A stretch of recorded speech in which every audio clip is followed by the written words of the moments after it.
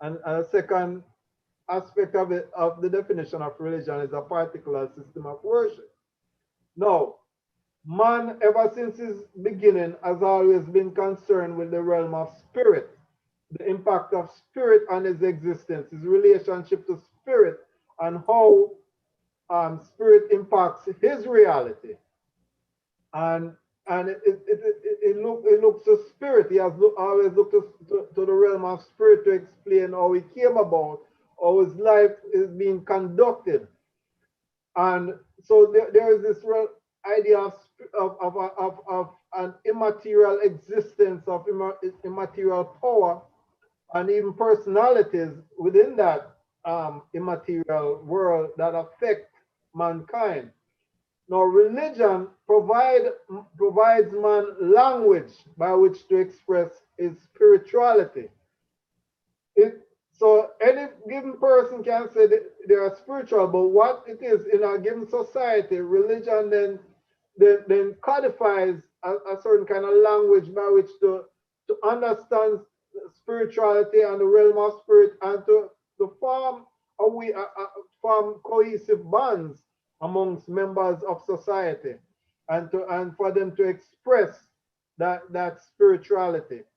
Now, with that being so, religion then in itself is not a bad thing. It is human. It is a part of human nature, human society. People can do bad things with religion it because it's establishing forms of behavior, forms of worship, and people can imitate these forms, and without necessarily having the spiritual meaning behind it, or they can twist religious understanding to have meanings totally contrary to that which it was intended to do. But in and of itself, religion is not a bad notion. All right. Now, with that being said, I want to look at Rastafari as a religion, right? We cannot escape that fact. That why we say that Rastafari qualifies as a religion because it involves identifying a deity or deities, having worship centered around the deity or deities, conducting routine rituals pertaining to worship, and having institutions and theology centered upon the deity or deities. Right? As Peter Tosh said when he was talking about the herb, it is against my religion not to smoke herb. So that means that there's a recognition that we're dealing with religion. Rastafari is a religion. Now, a lot of Rastas don't like the idea of saying it is a religion because there's a lot of negative association with a religion. But the fact is that a deity is identified, rituals of worship are involved, you know, and so forth. And chanting of psalms from the Bible, that's also involved. So we have to recognize Rastafari as a religion. Now, we wanna look at some prior influences on Rastafari religion before it came in. And as I said, it is a religion, so we're looking at how Rastafari came in as a religion. And the first influence that we can speak of now, I'm drawing primarily from this book, um, Rastafari Roots and Ideology by Barry Shivanis. He had done a complete study. Also, there was a 1960 report done by Professor Rex Nettleford and some others at the University of the West Indies, done at the request of the Rastafari community on Rastafari. And so I want to draw on that. I also want to draw on Leonard Howell, Leonard Howell's own writing, um, to to um, to reference this argument. All right. So what was the Maya religion about? Right. So this was no. This is the Maya religion was was one of the early influences that eventually made it into Rastafari, and that is an African centered religion. All right, it was coming out of Africa. It came with the slaves. What did it involve? Let me just read these points. It incorporates ritualistic magic, spiritual possession, and dancing. Its practices focus more on the connection of spirits with humans. Maya placed emphasis on the experience of spirit. It didn't rely on central authority, but on autocratic leadership of charismatic figures. Now, as I'm reading these points, just keep these points in mind because you're gonna see where some of these attitudes in Rastafari where they derive from.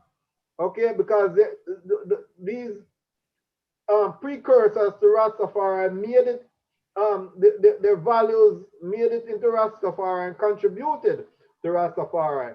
All right, Barry Shivanes remarks on another study published in 1979 that the Maya religion has strong similarities to Central African religious systems, right? That just reinforces the notion that it is from Africa.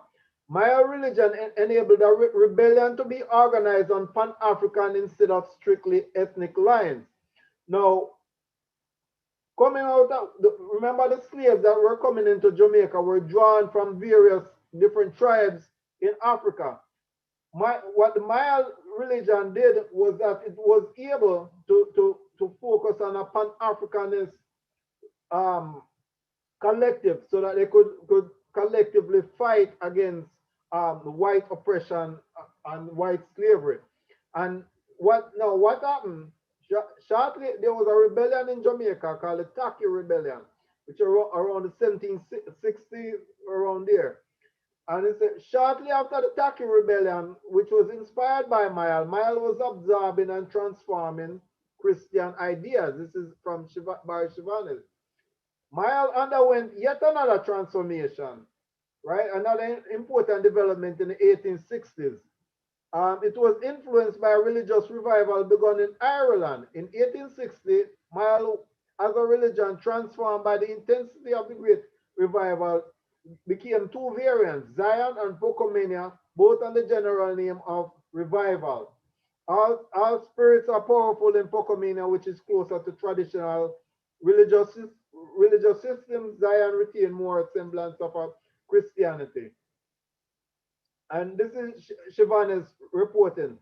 I became convinced that revivalism had remained alive in the Rastafari movement. All right. So this is what's coming into Rastafari. Now, what are we seeing? What can we gather from the Mayal influence? We see Pan Africanism. We see association of religion and resistance. We see an interpretation of religion through African spectacles. The people, as Shivanes writes, the people valued anti-slavery and anti-establishment um, and stance of the non-conformist missionaries, but they also valued their own approach to God. And the other thing to note was that there's an absorption of Christianity that was occurring. All right, they were in an environment of Christianity, and what Shivanis has noted, and what from a study was that Mayal had the capacity to absorb new ideas. All right, now revivalism and Christianity. So revivalism was really Mayalism, if you will, that was being transformed, that had been transformed in 1860 under the Great Revival movement. The Pocomina cultivists worship good and bad spirits, whereas the revival Zionists worship only the good ones, nevertheless believing in the existence of the bad ones. Of the good spirits, Jesus is the most frequently invoked. Belief in the evil spirits also shows the influence of Christian mythology. Chief amongst them is Satan. So what you're getting is a confluence of both Christian ideas and traditional Maya ideas, right? We have we have multiple spirits involved, but we have the chief of the good spirits is Jesus, chief of the bad spirit is Satan. The principal activity of the spirits, good and bad, is their possessing of individuals. In revivalism, mankind is created by Master God, and the Bible records the true story of creation. So now the Bible is drawn into Maya. They're absorbing Christian ideas. It is accepted. So this was before even Rastafari came into place. So no one can then accuse Rastafari at the point that Maya got into revivalism got into Rastafari and initiated that growth, no one can then say, well, it was Rastafari just brought in the Bible out of nowhere. The Bible was already part of the revivalist influence that came into Rastafari. In revivalism, the supernatural world communicates with the living through dreams and visions. And this is another thing that of revivalism and mild influence in Rastafari, because Rastafari tend to, when they speak of dreams, they tend to say they have a vision. This is they get a vision last night. All right, so that's where that's coming from. Um, So revivalism and Rastafari. Let's look at some notes that Shivanes write. The character of Rastafari has been shaped by revivalism to a far greater degree than its start. And I have made some notes on a Microsoft Word where I can go through influences mild influences and revival influences in Rastafari, and we have a whole bunch. So the idea then that Rastafari is, by using the Bible is somehow just a Christian, becoming Christian, or was just shaped by Christianity, and then these guys are Christafari for using the Bible. That's not true. From outset, the Bible was involved, revivalism was involved, which is of African roots. Baruch Shilvanes described a Rastafari observation of Ethiopian Christmas in 1974. So what's that? That's a Christian feature celebrating Ethiopian Christmas. It's not just celebrating Christmas, which is a biblical idea, but doing it through the eyes of Ethiopia. And here's the other thing that's involved. He notes the most striking feature to me was the closeness of the service to revivalism. In the middle of the proceedings, stood a table covered with a white cloth. On it were open Bibles. So, and this is up to 1974. So revivalism mixed in, Bibles mixed in, Christianity mixed in. It was always part of Rastafari. That's nothing new. The emergence of Mile, its development into revival, and the reconstruction of a worldview in response to European subjugation and dominance provided solid foundation for the later achievements realized by Rastafari. No. So we have revivalism as a contributing factor, as a major contributing factor that was feeding into Rastafari. Here's the other thing that the other movement that was contributing predominantly and significantly to the development of Rastafari, Ethiopianism. Let me just read so we get a definition. Ethiopianism in North America owes its origin to the Bible, which had a liberatory promise and which, when contrasted with the indignities of plantation bondage, showed the black man in a dignified and humane light. Rasta, Rastafari view Zion as view Ethiopia as Zion, and therefore the movement has been regarded as an extant example of Ethiopianism. This was another stream that was coming into Rastafari. Strictly speaking, then Ethiopianism in Jamaica can be said to have begun with the introduction of the Bible. Two major streams mentioned thus far. Um, Nihilism or revivalism, Ethiopianism, both involve the Bible, and these were what was coming into Rastafari in its very beginning.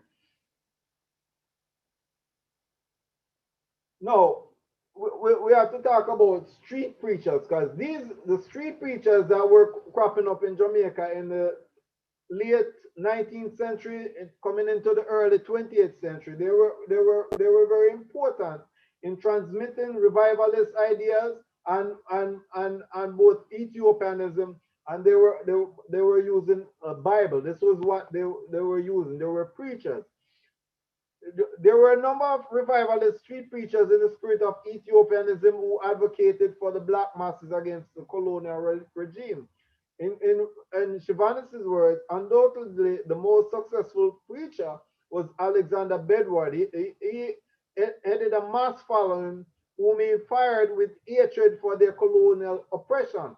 Now that you can connect back with Maya revolt, the Taki rebellion, that religion is being connected with resistance. And this is what the street preachers were doing.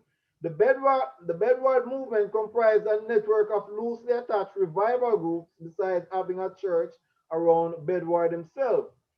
Racism in its many forms was one of the main targets for attack by a revival leader, Bedward himself. So this is what's coming into Rastafari. Resistance, fight against racism, using the Bible to and interpreting the Bible for that kind of attack against white colonialism, white supremacy, white attack, and interpret basically interpreting their Christianity through African lenses and to the benefit of the black masses. The other great movement that came along was Garveyism, right? And Garveyism, if we look at Garveyism just briefly, this is the fourth point down. Garveyism fiercely advocated for black nationalism, Afrocentrism, Pan Africanism, and black empowerment. Garveyism was drawing life from movement from people that were already in Jamaica, that leaders that were already advocating these ideas, but with Garveyism, it galvanized these ideas to a powerful force. Now, preachers kept alive the consciousness about Africa, urban and rural poor, paving the way for Garvey, right? So the preachers were there; they were preaching. Garvey, they were setting up the conditions for Garvey to come forward and to have his impact. Like the many preachers before him, Garvey tirelessly used biblical references to the name of Ethiopia. So Garveyism was drawing breath of Ethiopianism. It was drawing breath of revivalism, and all this involved, and it involved Pan Africanism and seeing black people's struggles and trying to uplift the people through that interpretation, this interpretation which was not provided by Europe. To the Bedwardites of his day, Garvey was the reincarnation of Moses. This is how powerful that Garvey, the impact that Garvey was having. In Garveyism, we have one of the ideological foundation for the Rastafari religion, because Garveyism now was going to take Ethiopianism and revivalism to its next great important level. And this was what was going to now stimulate the birth of Rastafari. Now, what drew Rastafari into being was Garvey wrote and staged plays. One of them entitled "The Coronation of the King and Queen of Africa." And what there was a sentiment in the play. This was in 1929, after Garvey was deported, that there was expected to be a coronation of a king and queen in Africa. This was what the people who were following Garvey, who were an audience of his play. This was the message that was being spread. Here is one of the testimony of his informants, of the informants that provided, um, contributed to Shivanis's book. He said he always passed sentiments informing us that there shall be a coronation of an African king. He spoke at Edelweiss Park that there's a prince in Africa to be crowned king for the black people of the world. So Garvey was actually setting up that expectation. Now, Rastafari compare Garvey to John the Baptist because of their common role as precursors. So Garvey was setting up this thing whereby whereby there was an expectation that there was a coming king and a queen, a prophecy. All right. The early Rastafari converts. The early Rastafari converts first, once Garvey set up that prophecy, and once Haile Selassie was crowned in Ethiopia in 1930, which was a year after Garvey's play, and the prophecy was simmering in people's minds, the first leaders of Rastafari, the most prominent leaders, were now beginning to say, well, Garvey had set up this prophecy. We're seeing this king crowned in Africa. Then they're reading their Bible, the Bible, to interpret it that who is crowned in Africa is who Garvey spoke about. So let me just read just the third bulletin down, third bullet down. The first most important leaders of Rastafari were men who also were led into the faith by Garvey's prophecy. In November 1930, Rastafari was crowned Emperor Haile Selassie, King of Kings, Lord of Lords, and the conquering Lion of Judah. Some Jamaicans of a Garvey persuasion way that they then began to consult their Bibles. Could this be he of whom Garvey spoke? A number of texts show that it was. So they were consulting their Bibles. In addition, there were those who were converting to Rastafari. They themselves were being shaped by the Bible and impressed by the Bible. Also the light in a process shaped by traditional faith in the Bible, a quest by the quest of redemption from material and racial oppression. Let me just see if I can move this thing. Cutting off part of the screen. Yeah, also the light in a process shaped by traditional faith in the Bible and by the quest for redemption from material and spiritual oppression. So the idea of the king and queen being crowned was being linked to the idea of redemption, freedom from racial oppression, and it was being seen through the Bible. It wasn't like, oh, throw away the Bible has nothing to do with this. In most cases of conversion, the Bible, the infallible written word of God, becomes the final arbiter, the source of ultimate appeal. Many Rastafari were converted because of its power.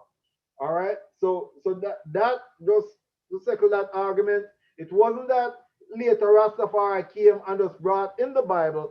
The Bible from the very outset was integral and important to the forming of Rastafari. Let's take it on. Now, why was Rastafari in conflict with the rest of society? It wasn't. They weren't in conflict with the rest of society because the rest of society accept the Bible and they didn't. That's not what brought them into conflict. What brought them into conflict with the rest of society was that they accepted a different interpretation. The interpretation of the Bible given through white supremacy was that black people were sons of they were cursed. Black people were degenerate. They deserved their condition of slavery. The interpretation was that Jesus was white, that white was idealized and superior. What Ethiopianism and Rastafari brought to to the Bible was not to throw away the Bible, but reinterpret it.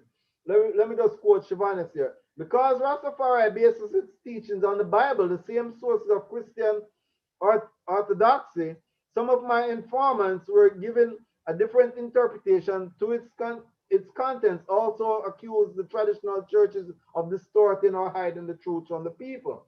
So their accusation was that the Bible, what was being taught, was the wrong interpretation. And when we get into Leonard Howell's book, we'll see where he's saying basically how the Bible is being taught is the wrong interpretation. It's debilitating to the human mind. Bob Marley said the same thing. The Bible is to be loved. That when it is, if it is read the right way, it is to be loved. It's not about burning the Bible, as that is now popular in some circles, and casting away the Bible. It is about the interpretation.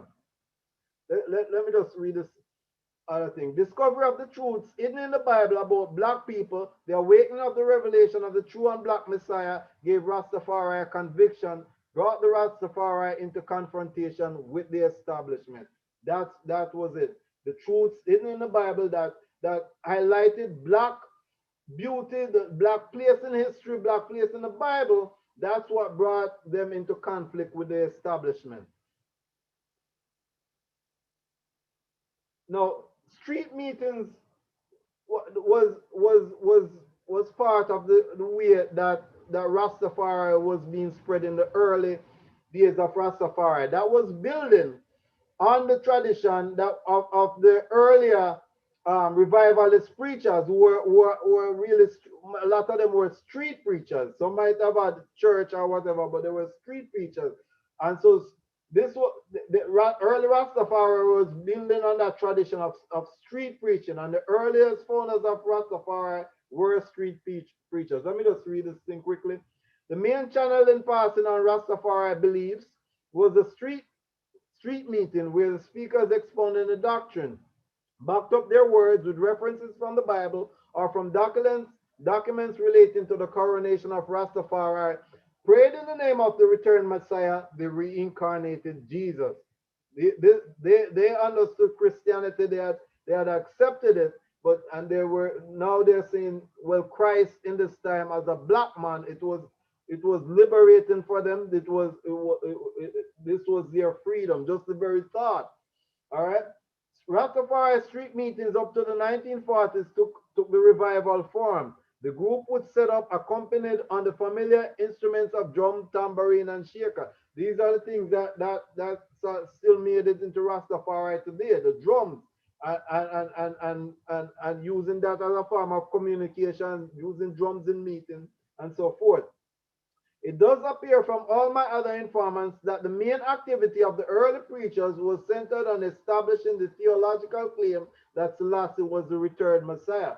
Now that statement alone defeats the argument that some people said, well, Rastafari is a political organization. It started as a political organization and became religious. That's not true. It was Brother Nigel, I'm yeah. just telling you, I'll give you 3 more minutes of this presentation round, and then we'll switch to Brother Capra, and then we'll come forward again, yeah? All right. So continue, Yeah. So I have to wrap this up. So the idea being then that Rastafari was I just lost my train of thought. But this was the return Messiah, basically. And that this was the one to be expected. This was the one predicted in the Bible. Let me just go through these quickly. The prominent Rastafari founders, the prominent founders of Rastafari came to Rastafari independently. The founders were street preachers. Throughout their ministry, they sometimes had links with each other. And that shouldn't surprise us that they were independent preachers who discovered Rastafari independently, because the movements in Jamaica were already there, and the prophecy of Garvey was there. It didn't take much for them to come to that conclusion. Here's one of the street preachers, Robert Hines. For Robert Hines, the Bedwardite preacher, the main change in his religious outlook was the identity of Jesus Christ, black and reincarnate. Robert Hines was a follower of Bedward and also a Garveyite. Hines was undoubtedly the most successful of all early Rastafari. All right, I'll just skip on. Archibald Dunkley. Archibald Dunkley studied the Bible for 2.5 years on his own to determine whether Haile Selassie was the Messiah whom Garvey prophesied. That was from the Rastafari movement report. One of Dunkley's attractions was his possession of the book of Maccabees, a part of the Bible not found in the King James Version. Notice everything, they are preachers, the Bible. Joseph Hibbert. Mr. Hibbert began to preach Haile Selassie as the King of Kings, the returned Messiah, and the Redeemer of Israel. Hibbert proceeded to develop the Ethiopian Coptic Church and had certain extracts from the Ethiopic Bible of Saint Sosimas. In 1970, Hibbert formally invited the Archbishop Laike Mandefro, whom Haile Selassie had sent to Jamaica as emissary of the Ethiopian Orthodox Tewahedo Church, to teach Rastafari about the Orthodox faith, and in about 1970, Mandefro named Hibbert as spiritual organizer. That's just from Wikipedia. Leonard Howell. Leonard Howell is often referred to as the first Rasta. He not only did street preaching in Kingston, he also traveled to St. Thomas to preach. He established a Rastafari community at Pinnacle in St. Catherine. While in prison, he wrote the Promise Key, and we can get into the Promise Key and so forth and so on. Where am I? Number 21. But all right, man. So Brother Nigel, no need to rush through it, man, because we have ample time to deal with. So give thanks for a strong opening, man. Yeah, bless. Yes, right. So right now at this point, I'd ask Brother Capra to unmute yourself and going on the topic of Rastafari Yes, contemporary view Rastafari. of the Bible. Yes, Rastafari. I didn't prepare a slide presentation. I kind of missed that memo. I was thinking that our engagement would have had a different format. However, even if I had a slide presentation, I would have shelved that still. But Brother Nigel and I and a few others have been exchanging ideas about this issue for a while now. And I think it's not that we don't accept some of the things that he's saying, but I think we've been missing each other on a very nuanced, kind of subtle issue. And because much of what he presented here today, no one can go against it, and much of it as well support the points that I've been trying to get over to Ras Nigel in our previous discussions, right? I hold a position, right? And this is based on the historical awareness of the process of enslavement. From the moment that Europeans entered Africa and started the process of the enslavement of African people began a process of resistance, right? From on the continent, coming through the passage via the Atlantic. When they reached these shores, Africans utilized every aspect of their culture to resist the process of enslavement, right? They jumped overboard, committed suicide, and all these different things, right? When they got here, so many different rebellions, revolutions happened. The Caribbean was the hotspot for revolutionary and rebellious activities throughout the world, right? If we check at aspects of what can I say? Different aspects of the African culture that started to evolve, right? Um, from the meals, Europeans gave the Africans scraps, the leftovers, and Africans would take it and go and make something, something that was palatable from the scraps that were thrown away, and all these different things. We spoke concerning the language. Many people do not know that many of the Creoles and all these different things that are spoken by Africans in the Caribbean are actually an African language that just adopted English words, right? I brought it to his attention and he agreed with that. So I was trying to tell him that the use of the Bible was just a similar act by Africans in the efforts towards resisting, towards liberation, towards self-determination, right? It's not that Rastafari was Christian who adopted these various African aspects. From the presentation that he just gave, he provided the evidence of the revivalist movement. And, he quoted Dr. Chavanes, where he said, let me see, I wrote it here. The character of Rastafari has been shaped by revivalism to a greater degree than his start, right? And what did he just explain about revivalism? It was a process where Africans were utilizing various aspects of their environment that they had available to create a culture of resistance, something that was functional in the process of resistance, right? So it's not where, as he's trying to say that, well, Rastafari was a Christian sect, and then somewhere along the line, they started to adopt these African aspects. These things came into Rastafari.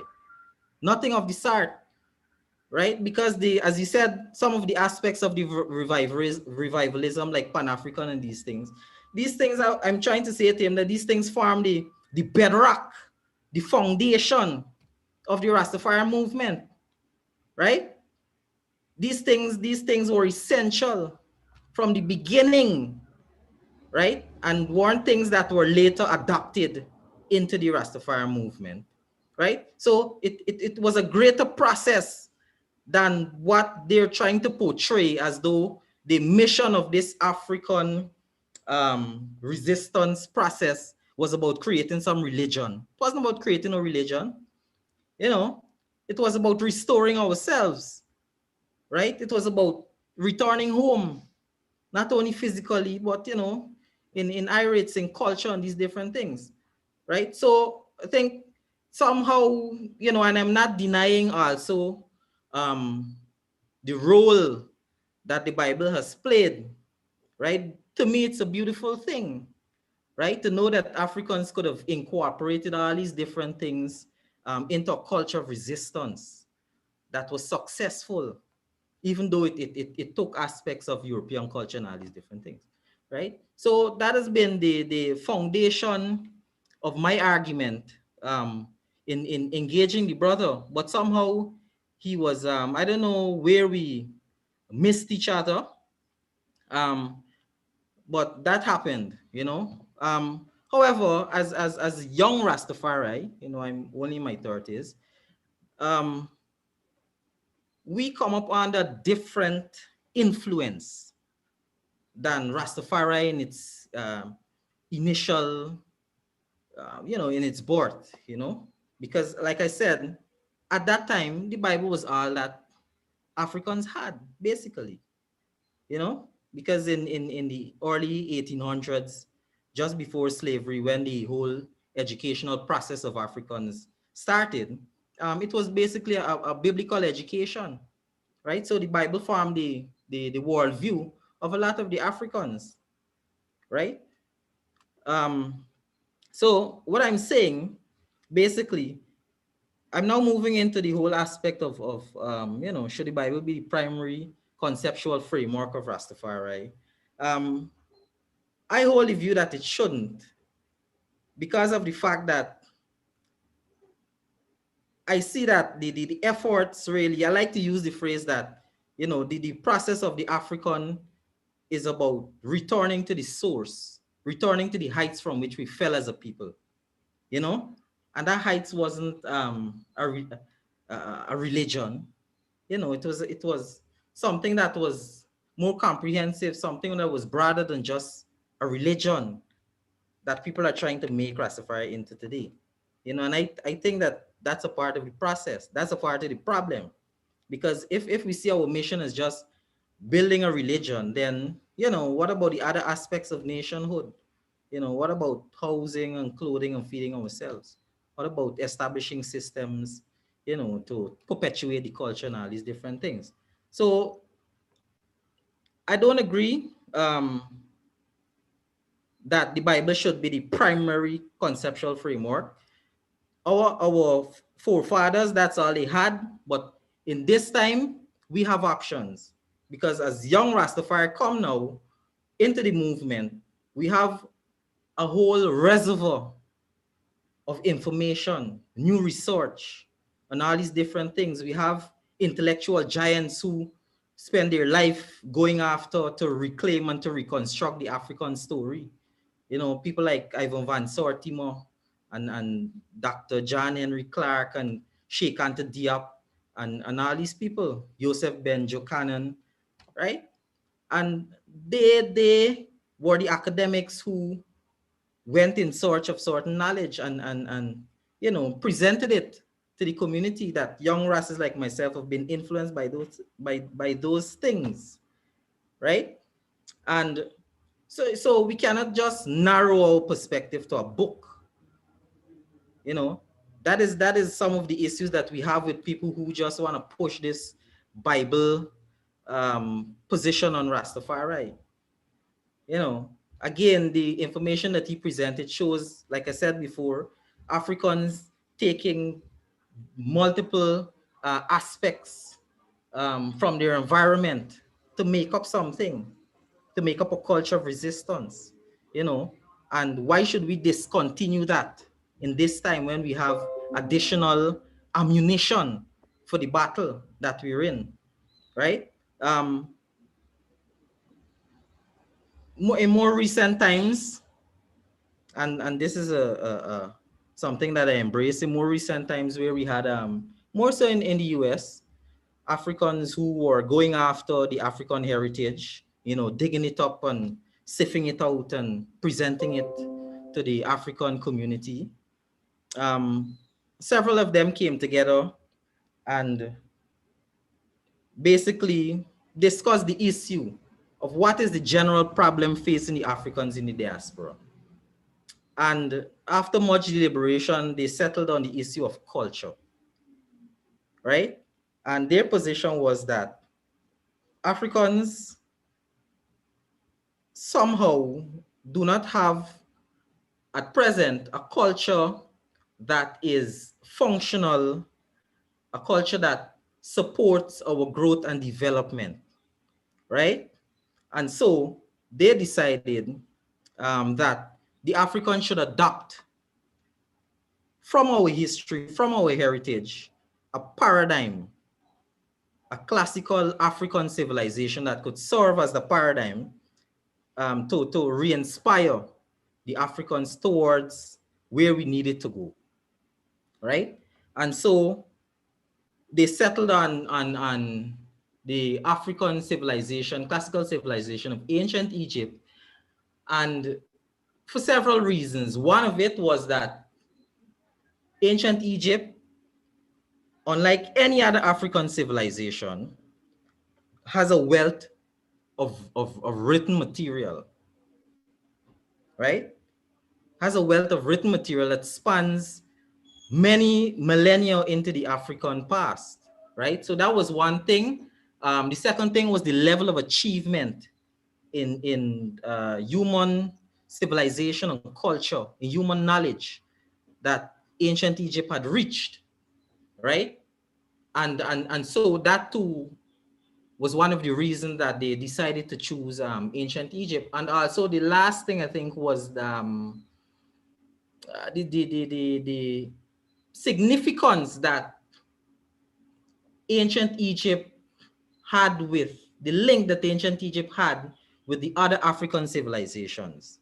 As we know, many of the royal families in ancient West African kingdoms trace their lineage back to the Nile Valley, right?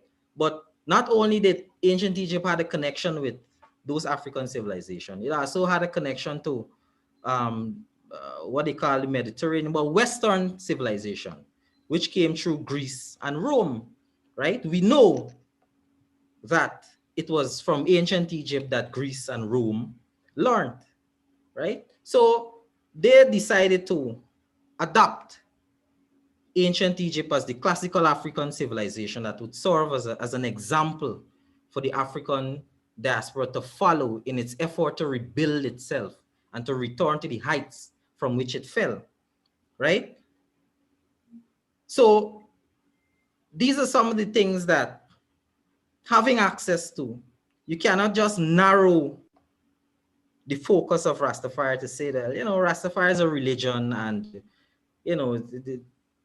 somehow it's just all about the Bible and forget about African history and African culture and all these different things. We cannot do that, And so we find ourselves now in conflict with races from that time who had access to limited information about the African heritage, history, with the young people now who are, who have access to all this information and who now would start to question certain things, like the Bible itself. You know, I don't see that it was probably relevant at the time, but I don't see it as relevant now because of the fact that we have all this information, the fact that we've been reconnected to Africa.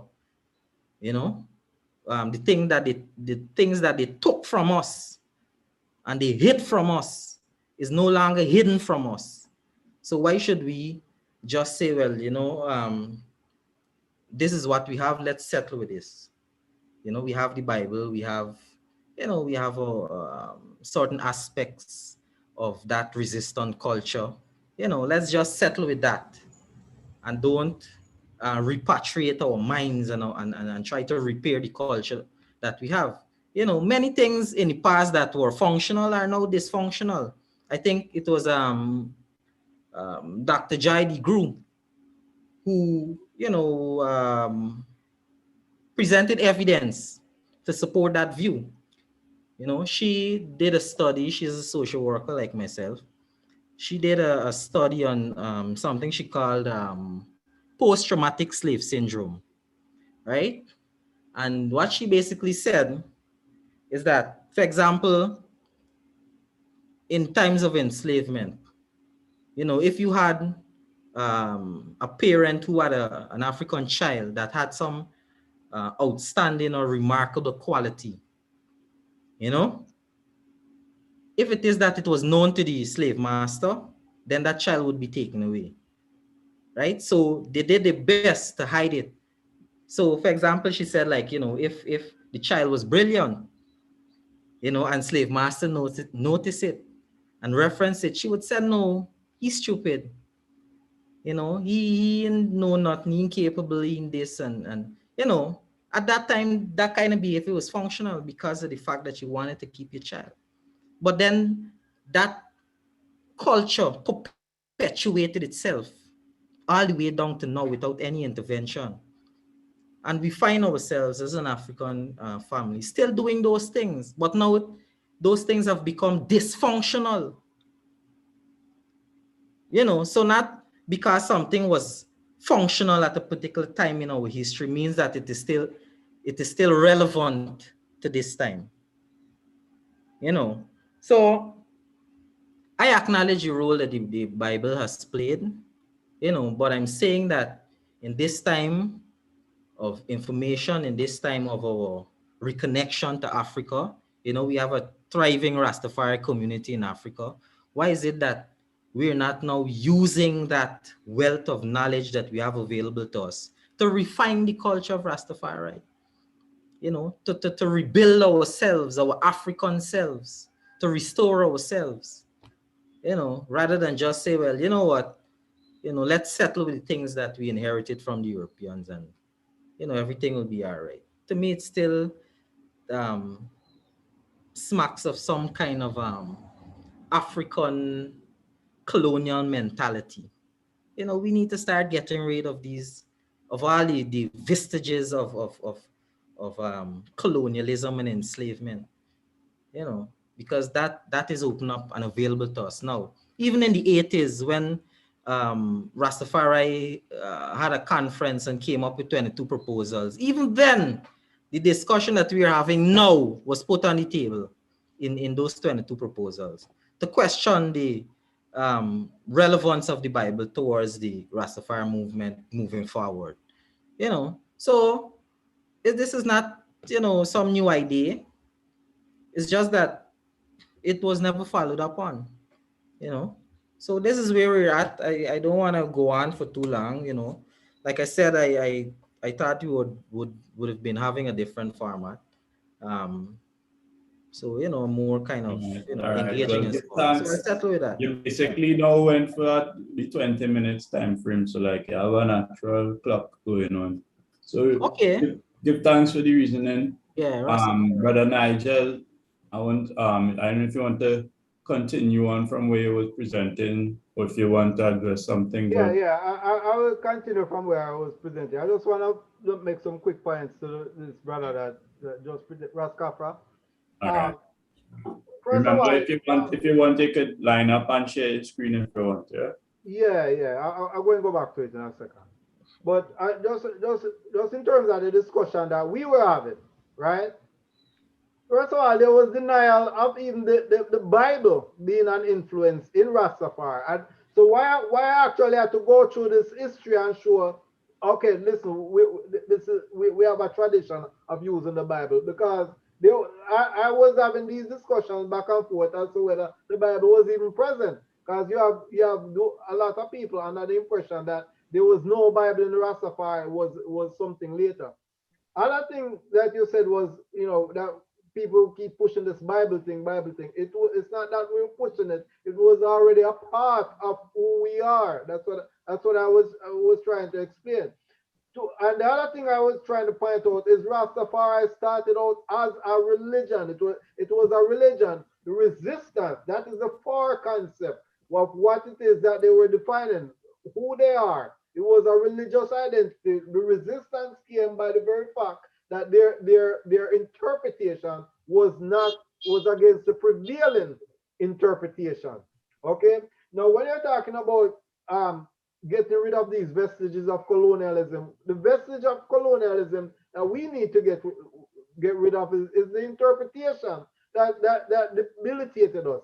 Now, the other thing that we're saying, that the Bible is holding back our development and so forth. That's not true. The Bible is a moral document. You can read it for inspiration. You can read it for morality. If read with a clear conscience, like Emperor Haile Selassie said, if read the right way, like Bob Marley said, if you deal with true Christianity, like Marcus Garvey said, then you can read it and be inspired to do wonderful things. Other things that we need to do, such as organizing, um, building schools and hospitals and the things and businesses, the things that can advance the black community. Given the right interpretation of the Bible, that will not hinder us. That will actually push us along. So, what are we from the very what you're talking about? Where you're saying scrapping the Bible and getting rid of that, and you said, well then, new age, new information, whatever, whatever. What you're talking about is getting rid of an identity that Rastafari has built up. That was never a hindrance. You and I got Rastafari because of men who interpreted the Bible and because they interpreted it in their own way. So it's a part of the DNA of Rastafari. But I want to just get back to this presentation quickly. Um, Share screen. Okay, look, I was on the promise key. So this is Leonard Howell, another founder. King Alpha sitting on his throne, homage was done to him by the bishops and priests fulfilling the 21st Psalm. The ceremony took 10 days from the second day to the 11th day. So he's identifying King Alpha, who he calls God, with the Bible. The glory that was Solomon greater still reigns in Ethiopia. Upon his majesty Rastafari's garments was a name written, King of Kings and Lord of Lords. He's speaking in the tone of Revelation 19 verses 16, and he hath on his vesture and on his thigh a name written, King of Kings and Lord of Lords.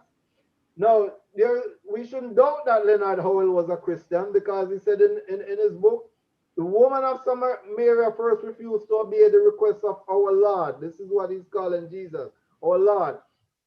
Bible, Christianity, going into Rastafari. Let me just read some more quotes from Leonard Howell book.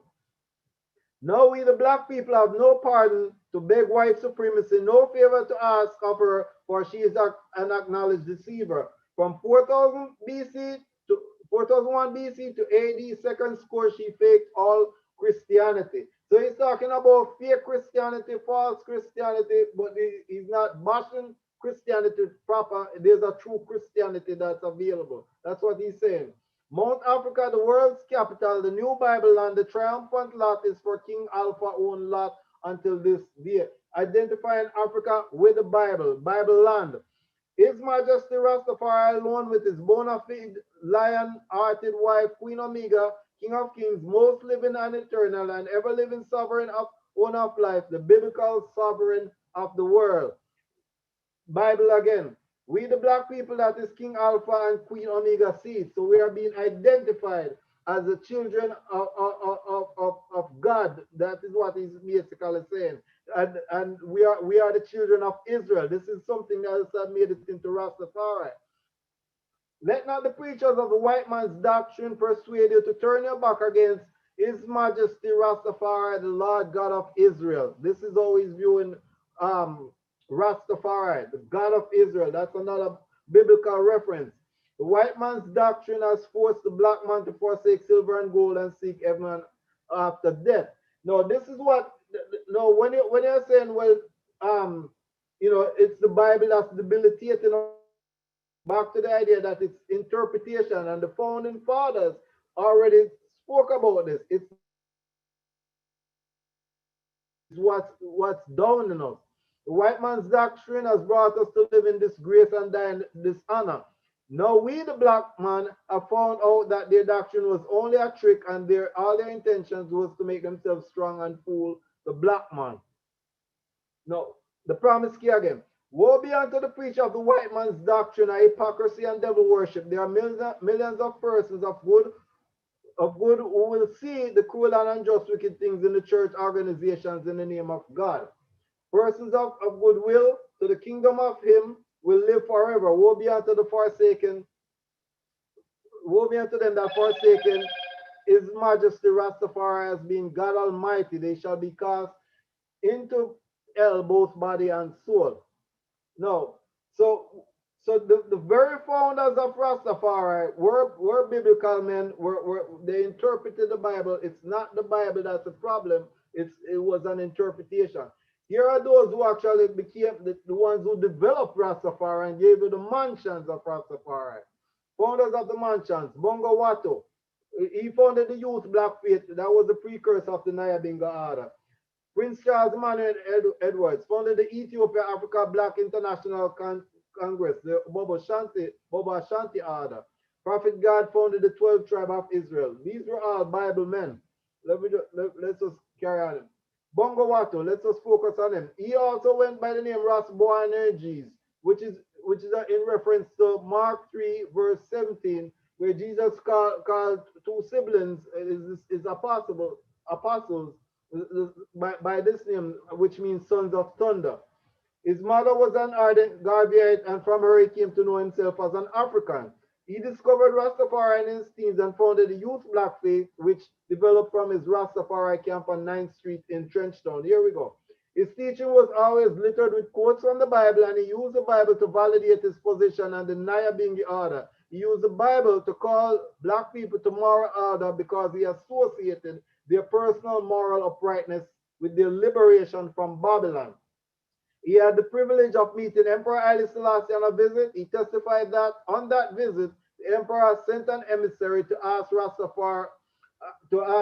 why Rastafari wore dreadlocks. He quoted the Bible in response, and Emperor Selassie replied, "Leave Rasta alone. They know what they're doing." Okay, this is not just those who are worshiping Rastafari. It's Rastafari who are giving approval to them based upon the Bible. Okay. Prince Charles Emmanuel Edwards. Bongo Watto testified he first saw Bongo Eddie preaching Pokomene and Kingston, and he had recruited him to Rastafari. Bongo Eddie had later broken away and formed what later came to be known as Bobo Ashanti Order. He regarded the African diaspora scattered across the West as the Israelites. The Bobo Ashanti Order regards itself as a churchical order. Okay. Prophet God. Vernon Carrington, known as Prophet God, started 12 tribes of Israel. Prophet God taught members of the 12 tribes of Israel to read their Bible a chapter a day and acknowledge and accept Jesus Christ as their personal Savior. Nobody there burning Bible. Not from the foundation, not from those who started the mansions. Here are some of our world famous reggae singers. Bob Marley, 12 tribe of Israel member, said the Bible is to be loved. Luciana, Nyabingi reggae artist, as a song called Bible Gives Me Joy. Sizzler, Bobo Ashanti, famous amongst Rastafari, as a song titled Read Your Bible.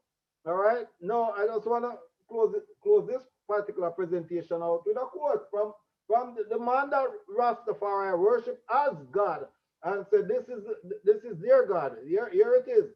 Today man sees all his hopes and aspirations crumbling before his face. He is perplexed and knows not whither he is drifting, but he must realize that the Bible is his refuge and the rallying point for all humanity. In it, man will find the solution of his present difficulties and guidance for his future action. Unless he accepts with clear conscience the Bible and its great message, he cannot hope for salvation. For my part, I glory in the Bible. Now, when we are talking about whether the Bible is going to be relevant in Rastafari or whether we should scrap it or not, once we read a statement like that from a man that Rastafari is regarding as God, then the question should be settled.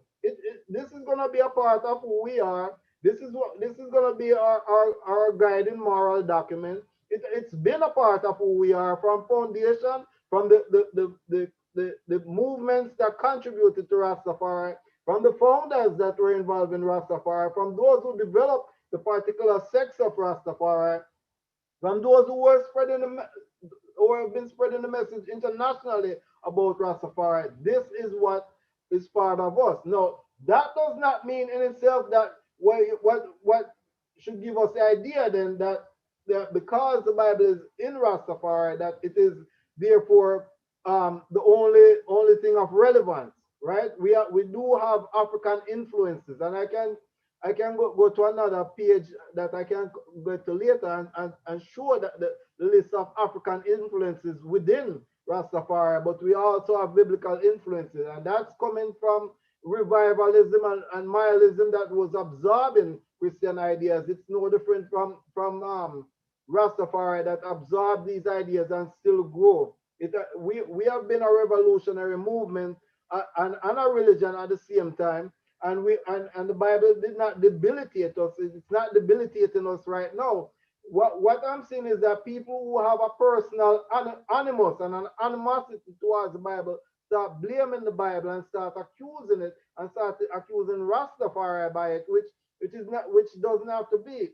The other thing that I keep seeing is this association and this invariable association of the Bible with the white man. That does not have to be. Okay, that can be divorced, and we have shown that the founders of Rastafari came up with another perspective. Emperor Haile Selassie had another perspective. He didn't see it as a debilitating book, and the Ethiopians have had it for about 2,000 years. They weren't debilitated by it. When they were invaded, they fought. Marcus Garvey built a whole movement. He was a preacher. He had the Bible. So the Bible is not what's holding Rastafari back. It can't, do not blame that on Rastafari. And any progress that's not being made in Rastafari, do not blame that on the Bible. All right. With that, I just want to close out. All right. Give thanks. So you was just close with your 12 minutes. You was to go to about 15. So give thanks for that still. Well, with the remaining time that I have, a little later I can bring up the other page that I have on biblical influences in Rastafari, where we can see that it's evident. It's a part of the DNA of Rastafari. Talking about we are in Babylon and children of Israel, right? That's just biblical. This is how we are. So when we say we are looking out on Babylon, it's because we are relating to the children of Israel who are in captivity in Babylon, and that's how we are. It's part of an identity of who we are. Now, when you're talking about scrapping the Bible and any relevance of the Bible in Rastafari, there's a lot that you would have to that would be impacted. What are we going to do? Destroy all the mansions that are built up, right? That were built upon the Bible. Destroy all the whole lexicon of Rastafari built upon the Bible. What are we going to do? Ignore the teaching of the emperor that put forward that the Bible is the solution to man's difficulties? How is that? If we take this position that the Bible, we're going to burn the Bible, how do you square up that argument with the man that you're calling God, that's saying the Bible is to be that this is mankind's saving grace? How do you square that up? So I want to put forward those arguments. I have some another page pages I want to show. One showing biblical influences, but I can also show African influences in Rastafari that remain present to this day and are still relevant. So no one should then be accusing Rastafari of being Christianized because we have the Bible. We have always had the Bible, and we have always had African influences. All right, go ahead, my brother. All right, give thanks again, Brother Nigel. Rastafari, I invite you to unmute your mic and see if we have a comment or thing you have. Yes, with all that he just said, I think he narrowed his spine down the issue being one of interpretation of the Bible, not the Bible in and of itself. I would agree with that to an extent. Nothing in and of itself is bad, right? It's how we basically interpret it. But that too would bring into issue the topic that we're discussing, the Bible being the primary conceptual framework. Now, if you're saying that's an interpretation, that the issue is the interpretation of the Bible, then we have to reinterpret this Bible from a certain frame of reference, and that is where the saying of Marcus Garvey comes in, that I agree with, that we need to look at God, and I would say the Bible, through our spectacles, through an African spectacles, he said an Ethiopian spectacles, and that I want to touch on that too. People usually get confused when we say Ethiopia, when we find Ethiopia in the ancient literature, they confuse it with modern Ethiopia, and I think that brings a lot of confusion. But looking at the Bible, looking at the whole notion of God, from an indigenous African perspective, is what I think needs to be done.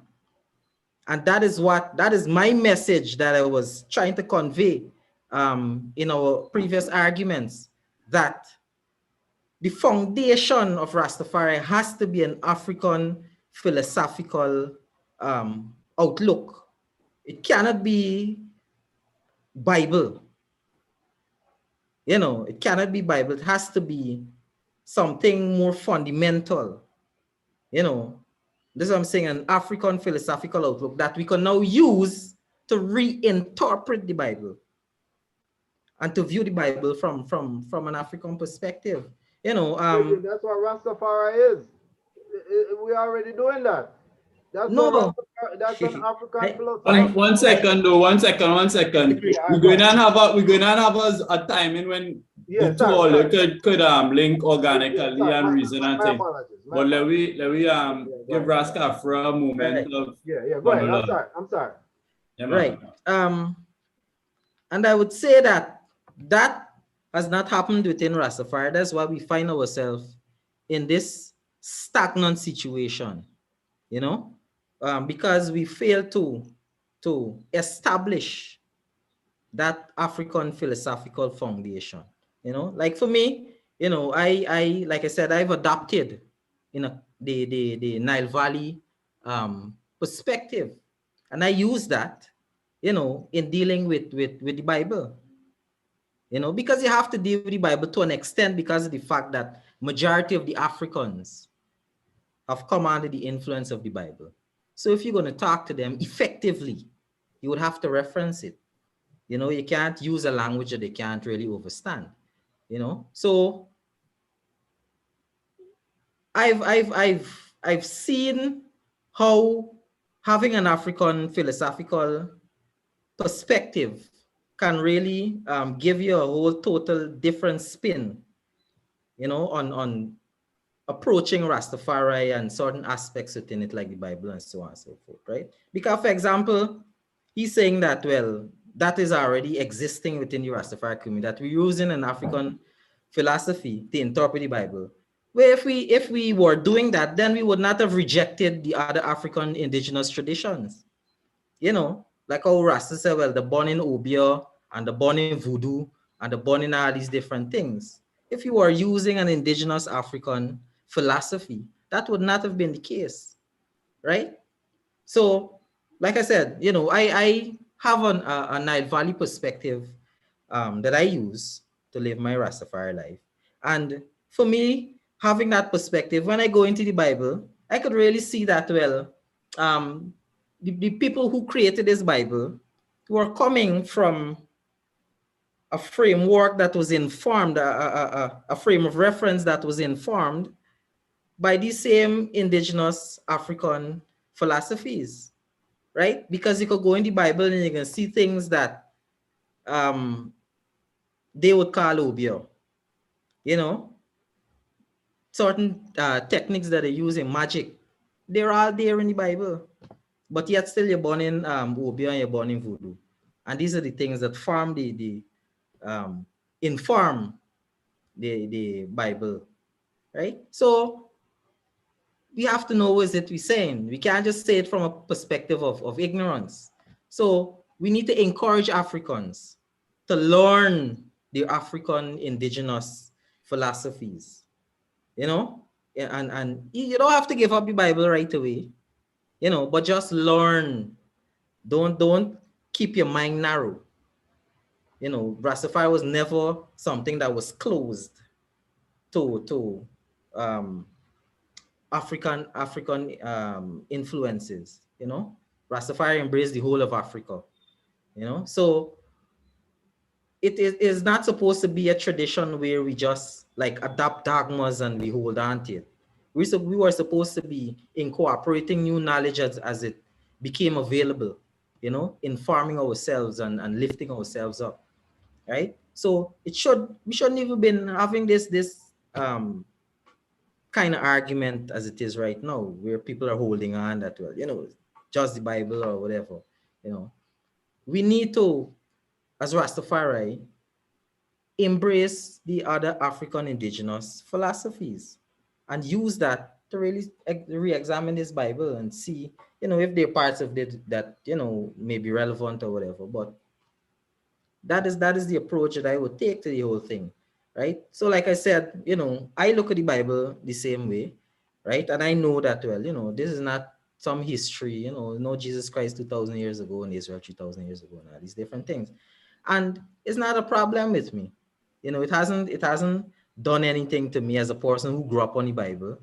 You know, I went to church and won certificates and all these different things. I know my Bible so well, you know. But learning an African indigenous philosophy really reoriented my outlook on the Bible.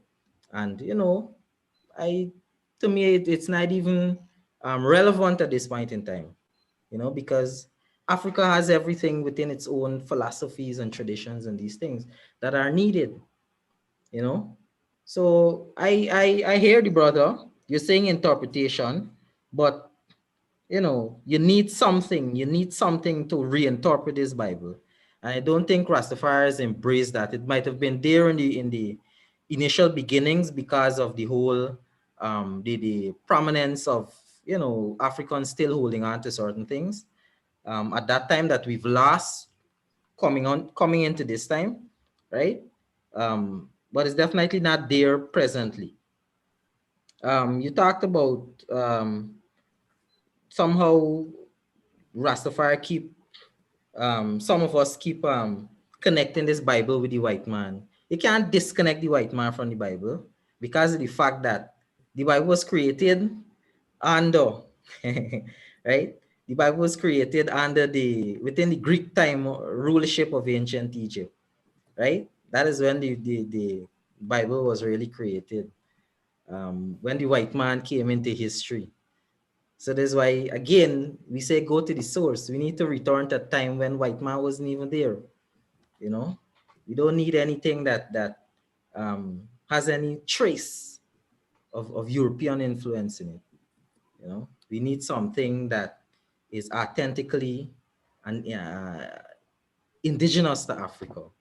You know, that is why we say Nile Valley, because Nile Valley Africans reach the apex, you know, of its development, and there were no European influence in it, you know. So we need to view life through their spectacles, you know, see it how they saw it, you know, that they were able to achieve such greatness, right? So that is one thing you talk about, and I want to finish off with you saying, well, you know, His Majesty said certain things about the Bible. The issue I have with that is that a lot of people, you know, when they quote these things, they take it out of context. You know, His Majesty, in many of his speeches, when he was speaking to different audiences. You know, so if I'm speaking to a bunch of politicians, or if I'm speaking to a bunch of university students, or if I'm speaking to a gathering of church leaders, my message would change depending on the audience, right? So I could tell church leaders that, you know, if you don't accept this Bible with a clear conscience, then you can't hope for salvation, right? It would be different if I say that same thing within an audience of students or within an audience of politicians. Totally different. I could see how it is relevant if I said that within the context of Christian leaders, because you said that you've accepted the Bible, but then I'm saying to you, if you don't accept it with a clear conscience, then there's an issue there, right? But I can't go and tell um, people who haven't accepted it that well. Imagine His Majesty doing that, going and tell people who haven't accepted the Bible that, well, you know, if you don't accept this Bible with a clear conscience, you know, you're going to hell or no hope for salvation. Totally out of character. So we have to view these carefully chosen speeches of His Majesty within the proper context of which they were said, you know. That is one of the things. And then I also want to say that, you know, yeah, we can look to the speeches of His Majesty, but we have to be careful in the sense that Rasta didn't ask His Majesty permission to establish Rastafari. You know, important, let me say it again, Rastafari did not ask His Majesty permission to establish Rastafari. You know, these selective speeches that people like to quote from, right? That was first published in 1967. In 1967. So what was happening with Rastafari between 1930 and 1967, right? And those were the years when Rastafari was most progressive, because we still haven't returned to the heights that Leonard Howell established. You know, we're still trying to recreate that kind of setting. You know, Rastafari, community development, thriving, successful, etc. You know, All right. Well, give thanks, Brother Kafra. That's about the same 15 minutes again time frame. So, Brother Nigel, if you have any more comments you want to make before we start to field some questions and comments from the audience. The questions would be towards the two of us as expected. All right. Well, there's a couple of things in terms of what I say. If you are now questioning His Majesty and and his speeches as to whether he was just making it because of a particular audience, then you might as well question everything else that he said and not accept anything that he said, right? And the other thing that you might then be presuming is that what he's saying, he doesn't believe it. The fact is that there's a it is the speech is consistent with his life, with it with how he conducted himself. This is his belief system. He didn't go amongst Muslims and make a speech telling them that the Quran is that book that will save mankind or will have that particular value. In terms of the other thing of that you're saying you cannot that you don't believe in, say, probably a Jesus or a Jesus existed or whatever. Well, my question is, how can you then be called deal with this Christian king that by which the whole movement is named after, and who spoke in definitive terms, unambiguous terms, that he believes in Christ. He submits to the Christian story. This is just who he was, right?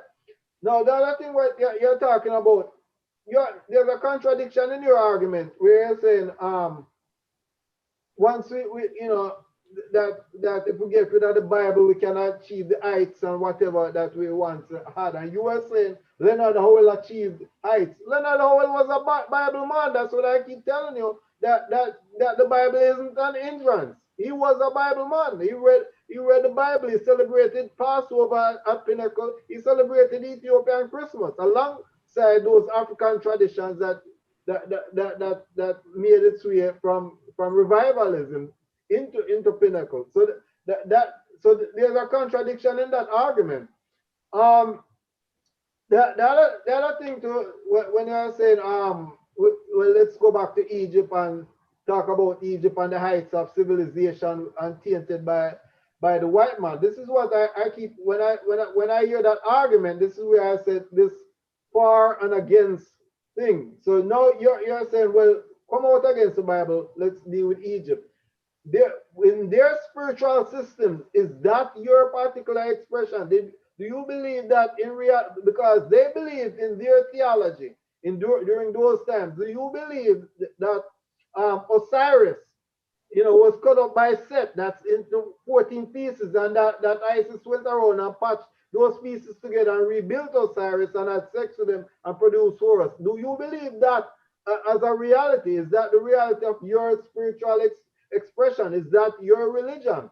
Right? Because this is an intellectual argument that I keep hearing. You're making this intellectual argument to accuse the Bible and to come out against the Bible. But what is it that you actually stand for?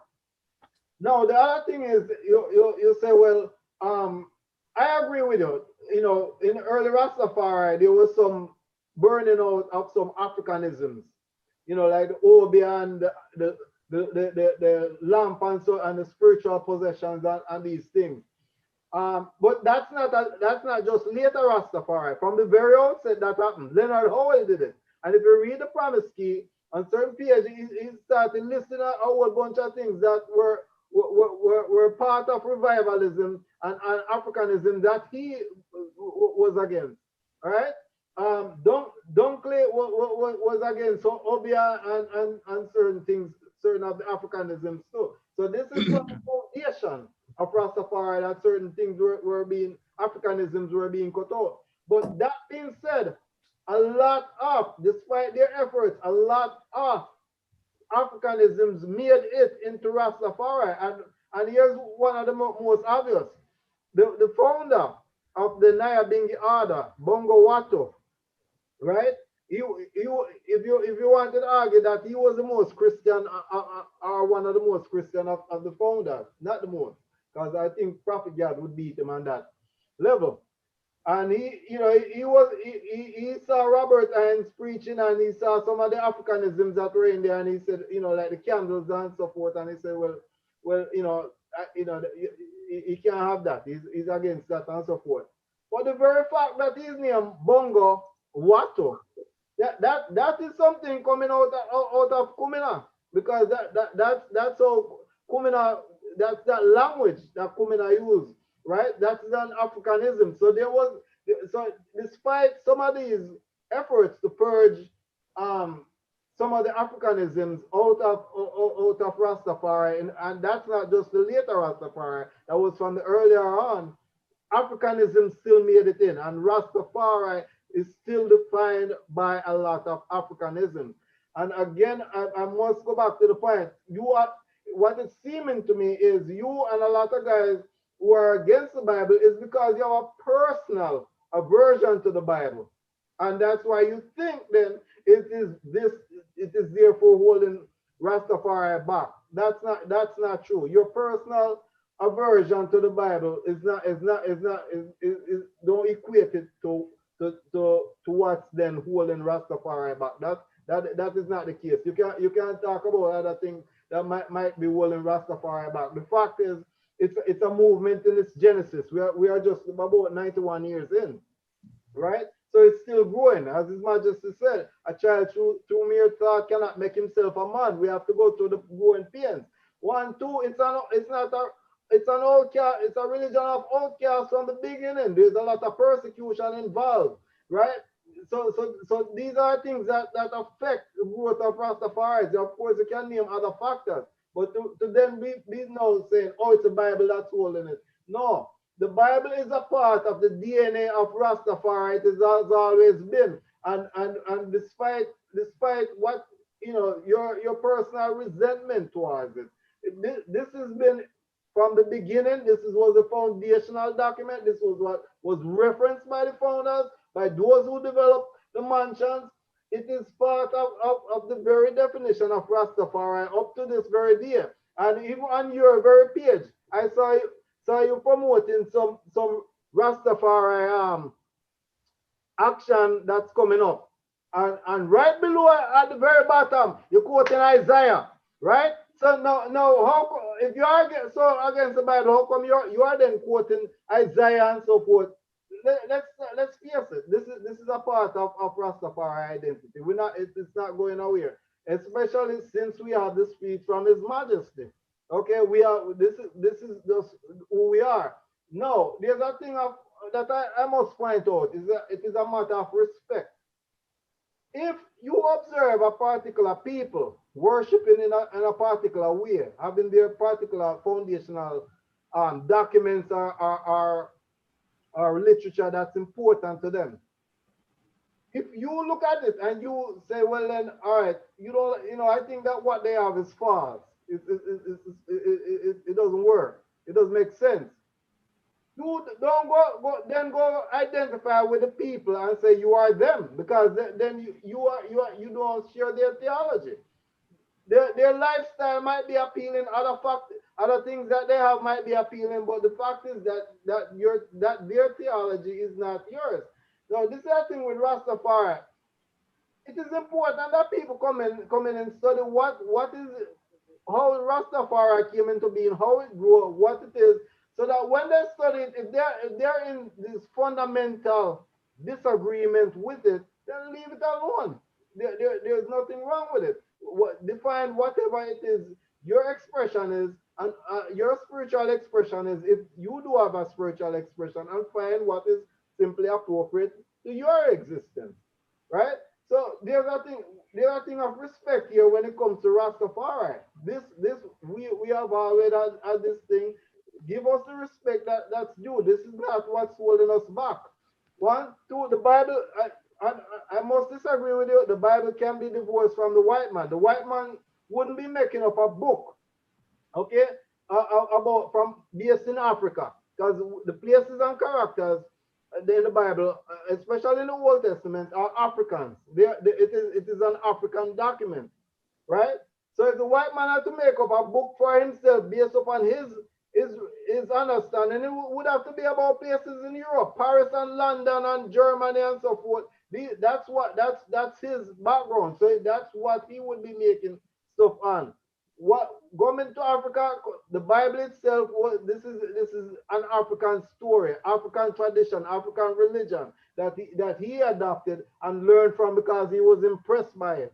That's all it is. I can't agree that it is a particular white man doctrine. In fact, I would even argue that it's just a human book.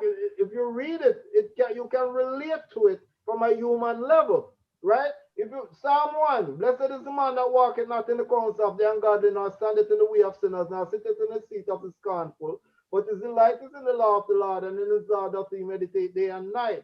And he shall be like a tree planted by the rivers of waters, which bringeth forth fruit in due season. His leaf also shall not wither, and whatsoever he doeth shall prosper. The ungodly are not so, but are like the shaft which the wind driveth away. Therefore the ungodly shall not stand in the judgment, nor sinners in the congregation of the righteous. There's nothing wrong with that statement. That's not color, that's not white, that's not black. It's motivational, it's inspirational. There's nothing wrong with it. Whether you believe Jesus or not, you read the Bible, the words that the man saying is good word. Right? How should it profit a man to gain the world and lose his soul? These are words of inspiration. Seek God first and everything else shall come after. Nothing wrong with that. There's nothing wrong in believing that. The only thing that would be wrong is if you start thinking that Jesus must be some kind of white man or some kind of white God. So when you see a white man, you feel like you're inferior to him. But if you can read it with a clear conscience and the right way, like Bob Marley said, then you can appreciate the verses and the truth that is coming forward. There's nothing wrong with that. That's not debilitating at all. Okay? Yeah, I yield my time. Thank you. All right, give thanks. I feel that's about 10 minutes. Brother Nigel went for the Yeah, I need all the time. I just want to start with where he left off. You know, he quoted the Psalm and so on. But the issue is, if you don't know, that's where the issue comes now. That persons using the Bible, but they don't know that well. The entire Psalms were taken directly from ancient Egyptian literature. That has already been established by Egyptologists and academics, Jewish academics, and these things, right? We can go and find directly where they took these things from, right? So that is I mean, he wants to use it and say, yeah, well, these are good words that anyone should accept. But we're saying that the issue is that even though they're good words, you must know the source of these things, you know, and that source leads us to Africa, right? So that's what I'm saying to you, that we can give up the Bible, right? Because the Bible is just a version, a watered down, diluted version of an African original. All the concepts that make up this Bible can be found in Africa, in the Nile Valley, right? You talked about how can we like maybe like use I think you referenced the Asar myth. You know, that why can't that be used? Why isn't that relevant to Rastafari? Why isn't it relevant to the African struggle? No, so because we still on my time, right? no, we're not on your time, we're on my time. Yeah, because I was given 15 minutes, so I yielded some of it. All right, okay. Well, right. I wanted to ask you, do So you believe in that mythology yourself? Not just as a... but that's what I'm getting to now. Yeah. You know what I mean? Because like I just said, all of these concepts in the Bible precede the Bible. You know, we talk about his about Christ and his majesty having the titles King of Kings, Lord of Lords. Those titles belong to Asar, right? And I could see where his imperial majesty now, right, embodies and manifests, right, that mythology of Asar, right? It was his majesty who brought the various pieces of Africa together, you know, and in the coming together of those pieces in the establishment of the Organization of African Unity, a part was missing. Who are the Africans in the diaspora? We are that part. We are the what you call the Tekken. You know, you call it the obelisk, but we're the missing part. You know, so I could see the African story in these mythologies. You know, because I know them. You know, but then this is what we're saying: Africans have to learn these things, right? So that, because look at this, I know the Bible, but I also know the Kemetic mythologies and philosophy and so on.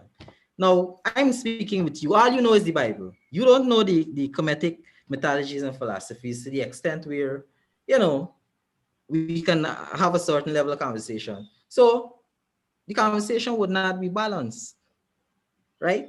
So I'm saying to you that these mythologies are relevant and they can be used because they're the source out of which the other biblical mythologies and these things were taken. So I just wanted to touch on that. And then you initially you talked about the contradictions that I was basically contradicting myself when I said that. Well, you know, like those of us now who are embracing the Bible are somehow not progressive enough. The Bible is making Rastafari not progressive enough, right? And you reference the fact that Leonard Howell used the Bible, and I said that, well, you know, he was the most progressive. What I'm saying is that even though Leonard Howell and so on would have used the Bible, they had an African foundation that was coming through Mayelism and all these different things, which don't exist now. No, you're wrong on that, brother. Right? Don't exist now. Right? They had those things. You said it yourself. Even Bongo Watu coming after had those things, those influences, those foundations. Right? So that African foundation it still existed in that. Because look, I mean, I'm a young man. I grew up seeing my father, you know, drinking alcohol, and they would never ever open a bottle of alcohol without pouring libation. And there's recent history we're talking about here. That's the other day. You know, those are the things that Africans were trying to hold on to, certain aspects of their Africanness. And I feel that you're missing that part of it. You know, we're not we're not getting each other at some point. I'm not disputing what you're saying, but I'm just saying that somehow you're divorcing Rastafari from the greater African struggle. You know, so you can't see Rastafari just starting in 1930. And that's where the issue is. You're divorcing Rastafari from the greater African struggle, right? So, and then last year talked about Bible Genesis. The Bible, the first Bible really was the Greek Bible, the Septuagint. It was out of that, it was from that that the Ethiopians translated their Bible and all these things. That's a fact, right? And the story goes that, well, um, one of the Greek kings, Ptolemy Philadelphus or some one of them, I think Ptolemy Philadelphus the second, he ordered 72 Jewish priests, 6 from each tribe, to go and translate this Bible from some original mythical Hebrew version, right? And they translated it correctly, directly, without any mistake, right? That is what they said, you know, and that's how they got the Greek Septuagint. But we know that's just a made up story, right? You even Google it and you'll see that you're saying that that story has been made up. So where's this original Hebrew version that they took it from? That's not what happened. We know what the Greeks were doing when they were in Egypt. They were basically up to plagiarizing the ancient African knowledge, right? And it's out of those things that they started to produce these books and all these different things, creating new religions and all these different things. So don't let us try to fool ourselves, right? They were Europeans, but they were in Africa. The Greeks didn't go and build the capital in Greece. They built it in the Nile Valley, right? And use the African original to create their watered down version, right? So yeah, I'll Yeah, consider this. All right. 1 second. Now, give thanks. I want both of all, you know, because in this period of time, we allow for everybody to fall into cross reason then, right?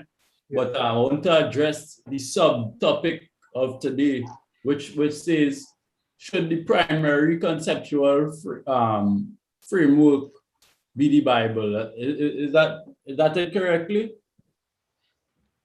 Pardon? The subtopic Yeah. of the reasoning, Yeah. right? Should the Bible be the primary conceptual framework for the Rastafari movement? So, Brother Nigel, you could start off that. And this round says open reasoning between the two of all. And then after a period of time, we're going to field some questions from the audience, right? When it reach that time for the questions from the audience, I will give further instructions to the audience members on how to go about asking your question. Give thanks.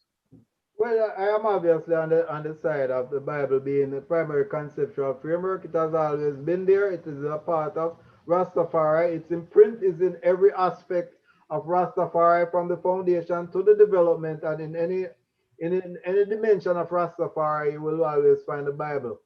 It is not debilitating. It doesn't weaken us. It doesn't hurt us, and it has not damaged us.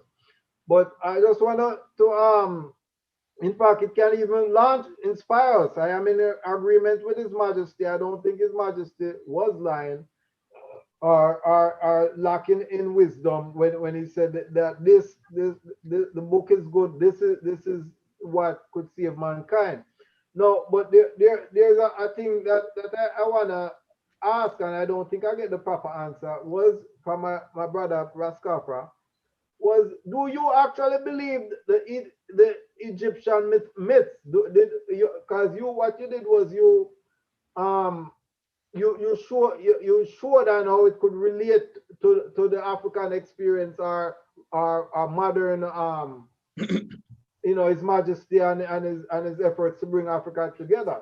But what I'm trying to tell you, when in Rastafari coming in, the preachers, they believe in the story of Jesus, right? This was their belief, and from that they concluded that His Majesty is Christ in this time.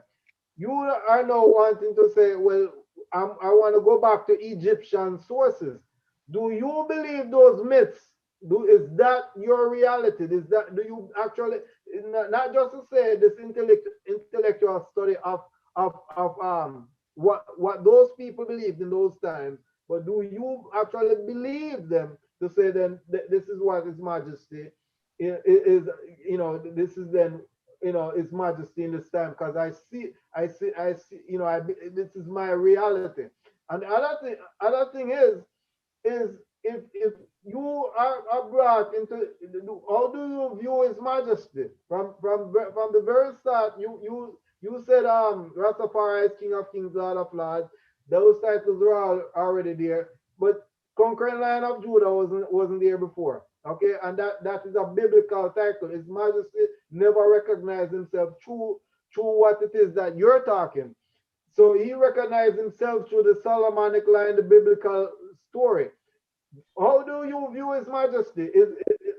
Is he what Rasta has viewed him to be from the very outset, and continues to view him today as God? Do you view him as God? And if he is indeed God, how can you then challenge his word and his understanding?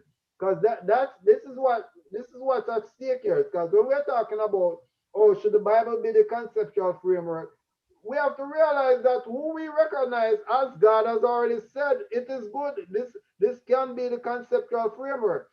What is the Bible? It is a moral document. It's not an engineering book to tell us to go build bridge. Or build bridges, or to build hospitals, or to build schools, or businesses, or things that are homes for the elderly, or things like that.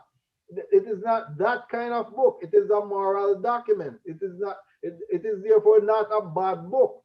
Okay, and given the wisdom in there, we can say that then it is good. We can learn from it.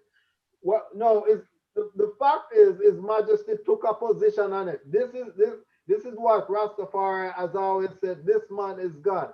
No, if this is who he is, and you have concluded that like Rastafari community, that this is God, then how then can you then put yourself in a position to be challenging that? And this is where the argument comes down to. How are we going to regard the man as God, and then decide that, oh no, we can't deal with the Bible when he has already given us his word and his viewpoint on the Bible?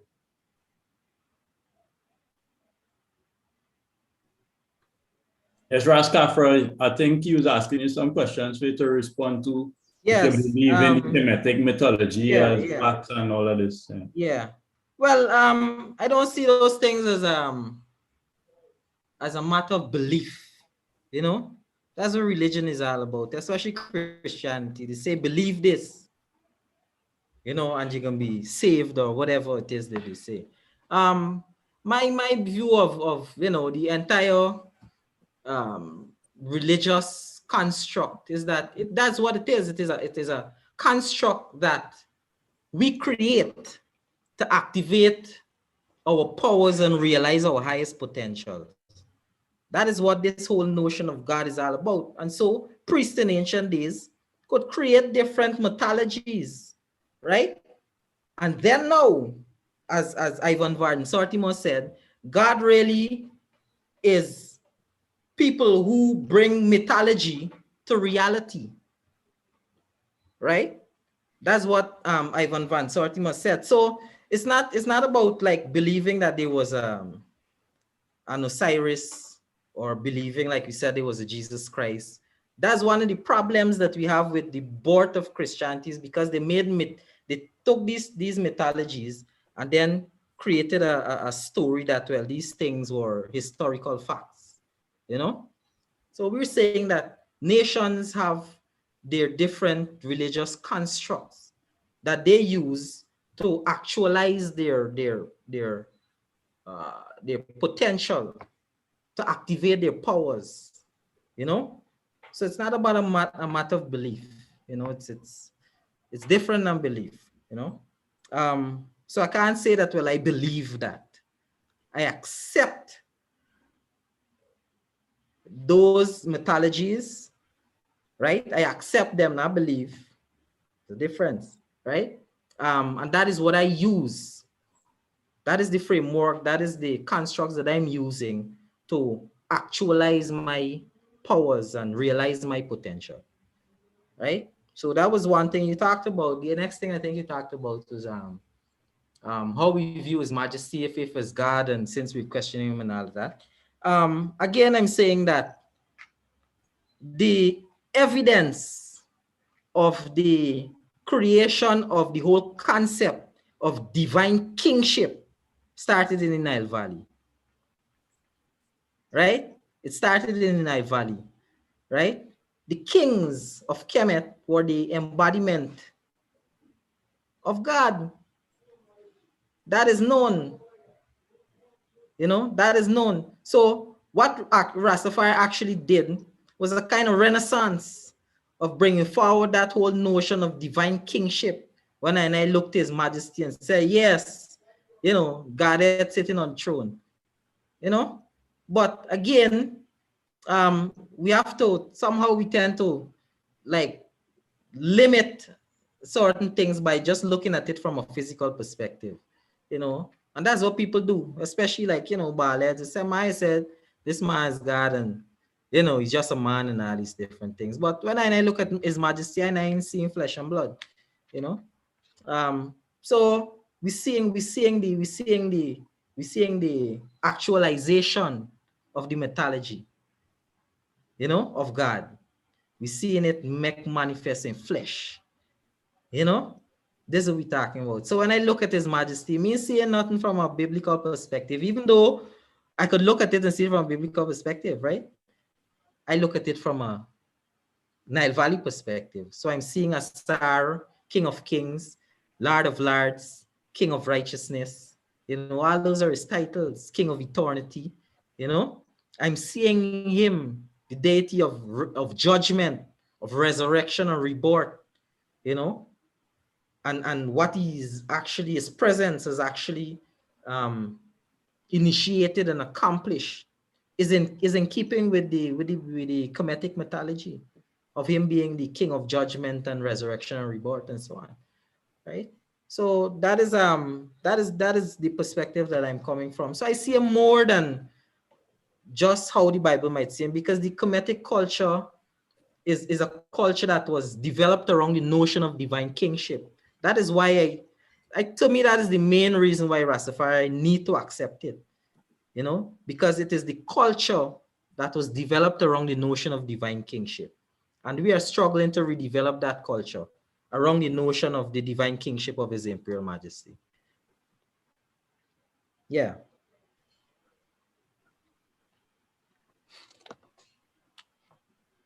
Yeah, I am. I concede my All right. Well, floor. Ras Nigel, well, if it is, or let's say what you want to say so far, I don't know if you want to take some questions from the audience now.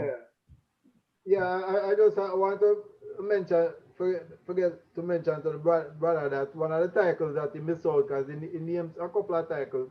He missed out a title that was is the Conquering Lion of Judah also. That comes from Cush. Right? Conquering Lion of Judah, and he's sitting on the Solomonic dynasty. This is how he himself recognizes himself. But when you are talking and you say, well then you basically said, well, you don't believe the Egyptian mythology, but you are recognizing it. I said it's not a matter of belief. That's what I'm saying. But do you, well, answer the question, do you believe that? No, you cannot. I cannot answer a Yes or question that I no? do not accept. It's Do you not a believe yes or no answer.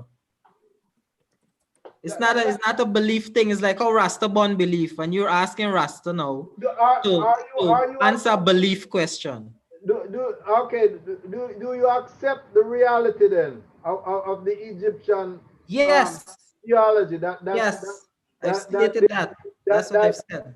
that it was, yeah, that Seth cut up his brother, and that he was put together back by his wife, and had sex and produce a son. You accept that as reality? It is a mythology that has manifested itself in the reality of the African situation. Was No, no, Africa not cut up into different pieces? you're going after me. Just do you accept that as real? It was real in the African story? Was No, I'm Africa not cut asking up into you. I'm different pieces? asking you. Do you accept that as real? I've already said that. Which was that? You accept that as real? No, you're asking me if I accept, as how I'm getting you, Yeah. that this mythological story Yeah. happened at some time in the past. Is that what you're asking me? Yeah. No, I'm Well, saying it okay. is a mythology that was constructed by the Africans of the Nile Valley. Listen Friend, to me. what do you These accept? mythologies were No, constructed. wait, hold on. Because you don't accept that particular story. What I'm trying to tell you is that what the founders of Rastafari had to accepted the Jesus mythology, the Christian mythology, and that's what they used to project onto Haile Selassie. They were in that framework. You are not in that framework of the ancient Egyptian mythology. They in their times accepted it. You are just doing an intellectual understanding. No. Okay? Right? That is just Hmm. intellectual. That you're No, doing that. you're confusing yourself there, brother. Huh? You're confusing this whole No, reasoning I'm that not. we're having here presently. Ask you directly. Is that something that you accept as real? You don't accept it. Next question: would you describe yourself as spiritual? Well, when we talk about these concepts, you have to define these things. I saw you defined it as some invisible something. Spirituality for me, This way then. spirituality for Wait, me. hold on. Let me phrase it this way. Listen to me. Do you accept that there's a realm of spirit then? If you're gonna ask me a question, please allow me to answer a question. Right? Now I'm saying to you that my perspective of spirituality is different from what you're talking about. Right? When I talk about spirituality, for me, it's about the art and the science of relationship, right? That perspective of Ma'at, where everything is connected, and the spirituality now is where we act to balance those relationships and maintain them in a state of harmony and these things. That's what spirituality is. If we talk about the cosmological outlook, African cosmological outlook, we know that there's a realm of the ancestors, and we have this realm that people are on and so on, right? You do what people do with this European notion in trying to bring separation and say, well, physical and spiritual. No. It doesn't. We have false notions about a lot of things, and then we start from that foundation, and everything else that happens after then would not be accurate. We have to start from a common foundation, and that's an issue, because you might say, well, you know what, Haile Selassie is God. All right, what was the African perspective of God? That we could see now where, we went wrong or anything like that. Those are some of the discussions that we need to have. But I just want to say, I don't need you to confuse what I'm saying. I'm saying again, these mythologies were constructed by the nations, the communities, right, in which they existed for purpose, right? It's just like how you have different computers that use different operating systems. You can't take this operating system and go and plug it into the computer. Or like how you have different vehicles that utilize different sources of fuel. You can't take diesel and go and put it into a gasoline vehicle, you know, it might think, but then you don't get the fullness out of it. That's what I'm saying. You want to use a Christian perspective that, well, you know, this thing happened in the past and all these different things. I'm not talking about that. I'm not talking Christianity. I'm asking you things of definition, of basic definitions of ideas. So I already told you it's not a matter of belief, and you're still pushing it. no, you see, that's why I don't use the word belief again. That's why I asked about But you acceptance, used it. You used right? it. Right? Yeah, I use the word belief, so you reject it. So I had to rephrase my language now to see if I can get to what it is I'm trying to get to. You have an intellectual understanding. I'm trying to get to what it is that you believe, because a lot of people are in your frame of mind. Egypt and Egypt influenced the Bible and everything. It was just a copy and thing. No, what I'm trying to get to is what it is that you actually accept as real, because Egypt has its own mythology also. And are you just looking at it intellectually? No, or do you actually believe as the ancient Egyptians believe, right? The other thing that Keep using this word believe. are actually accepted that as reality as the ancient Egyptians accepted it. The other things that when I'm talking about spirituality, so that we are on the same page, do you believe that man is simply a physical being, or do you believe that there's a dimension beyond man, that realm of non-physical that actually has impact on man's reality? Well, I'll deal with the last one. You know, you saying spiritual, but in my No, I'm frame of not saying reference, listen spiritual. to I me. said, do you believe that there's a realm beyond the All physical, right. that that and More that than there are physical, entities in that right? realm? But what I'm saying to you is that from my frame of reference, I don't use the word spirit. I use the word ka, which is just one of several parts that make up this whole that you're looking at, right? You have to listen. I don't need you to turn up your eyes and all these different No, things, no, right? no, no, no. So I'm trying to get spirituality, you to answer me spirituality, directly. Yeah, can you spirituality from that frame of reference means the science of dealing with the car, right? And it is that science that people call in Obeah, voodoo, and all these different things. Yeah, you understand what I'm getting at? no. There's an aspect of this whole here. This what you're seeing, the physical is just one part Yeah, of the whole. right. Right. Mm, Well, there's a part of the whole, right? That mm. Africans have a science behind, right? That we call Obeah and voodoo and these things, right? That's what other people are calling spirituality, right? In dealing with this invisible thing, right? You get what I'm saying? So therefore the answer is yes. Then you believe. Yes. Well, that's all I want to No, but You're I'm going just on a roundabout for me. expanding on. I just don't want to say yeah, and then you know you interpret it how you want to interpret it. No. It's a yes or no question, and then we can take it from there, right? All right, brothers. All right, brothers. Yeah. I All right. see you Well, now. let's go to the audience, because I can go on for a while with that. All right. Well, let me take a little question here. Seeing someone with their hand up in the audience here. So, Ayla Addis, please introduce yourself and ask a question if it's to either the panelists, Ras Kafro or Ras Nigel Darren. Greetings. You can hear me? Yeah, Yeah. I can Okay. see you though. Blessed love. No, not today.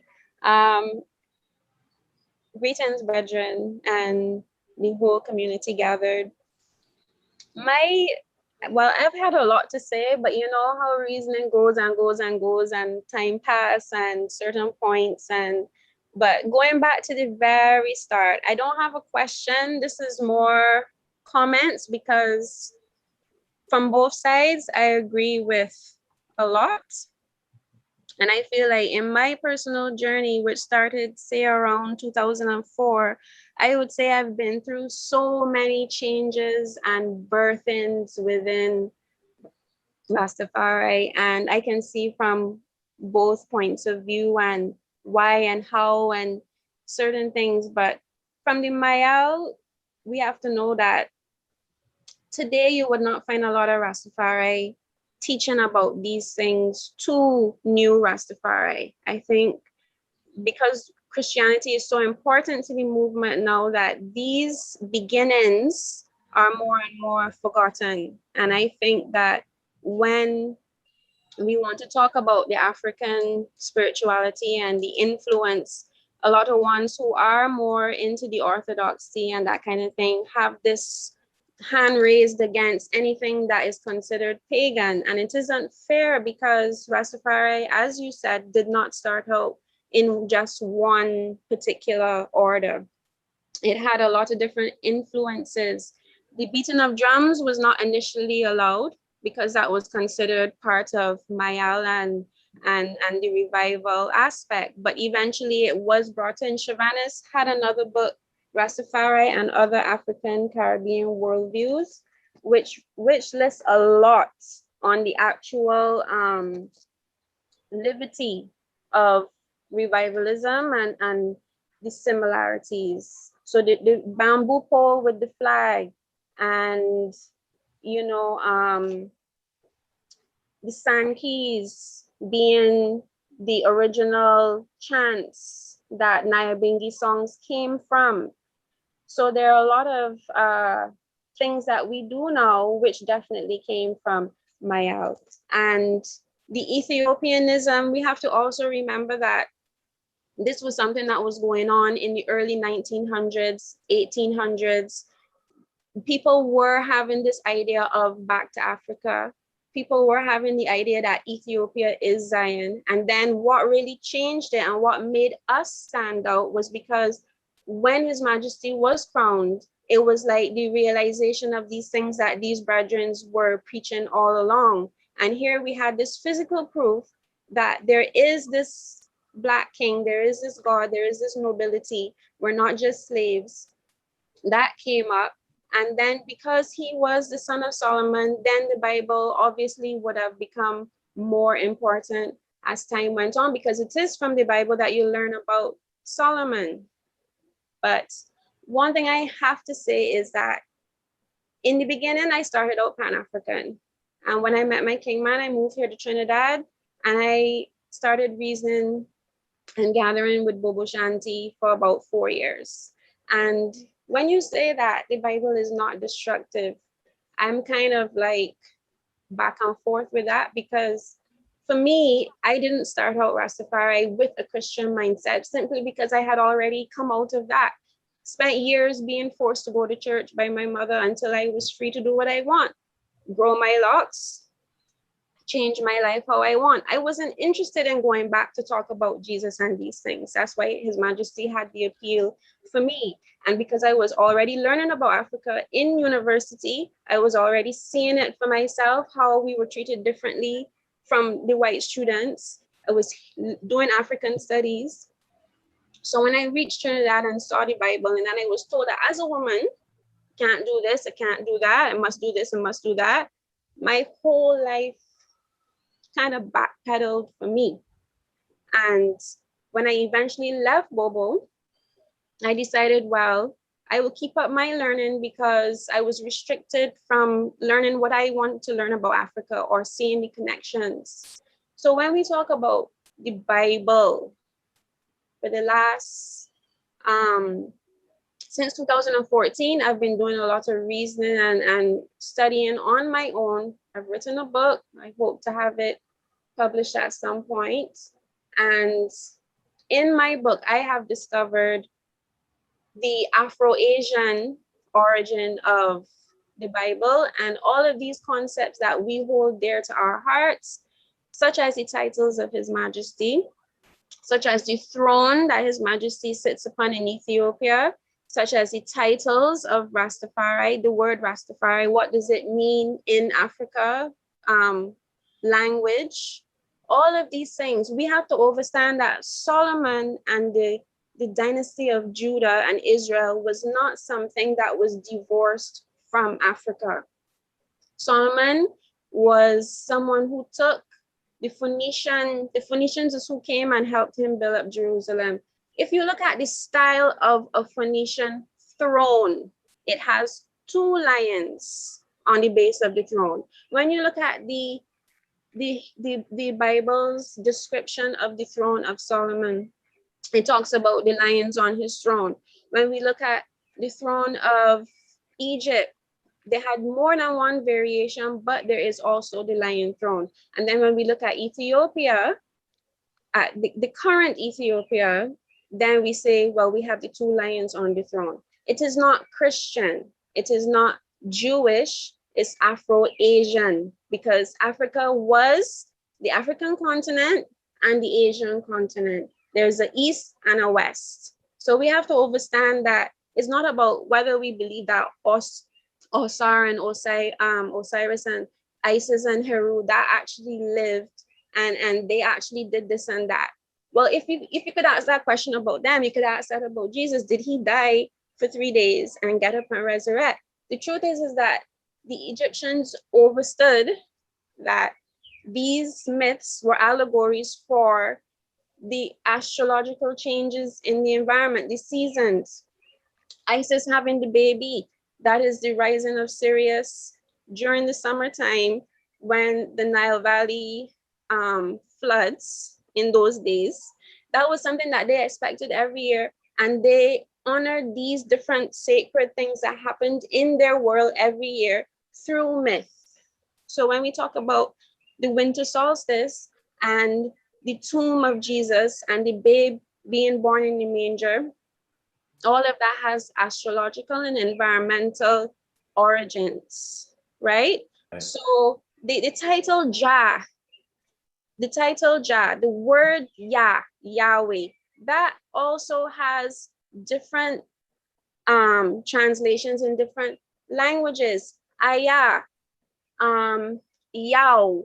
This was the original version. There was no Y. There was no Empress Isla, I want to know if you have a question for either of these brothers here right now, because we'd like to. The reason why I don't have a question is because they keep going back and forth about the scripture and whether this was real and thing. But I'm just saying that we have to understand that our concept of the Bible as it stands in Rastafari, it needs to change. It has to become more informed. You're not looking at the Israelites as just one particular exclusive tribe. Those people were African, they were Ethiopian. Their culture was found years before anybody even thought about writing a Bible, years before when they supposedly formed their group. So we have to just understand that our view of scripture, it needs to be more informed in the secular way. It's not just about spiritual.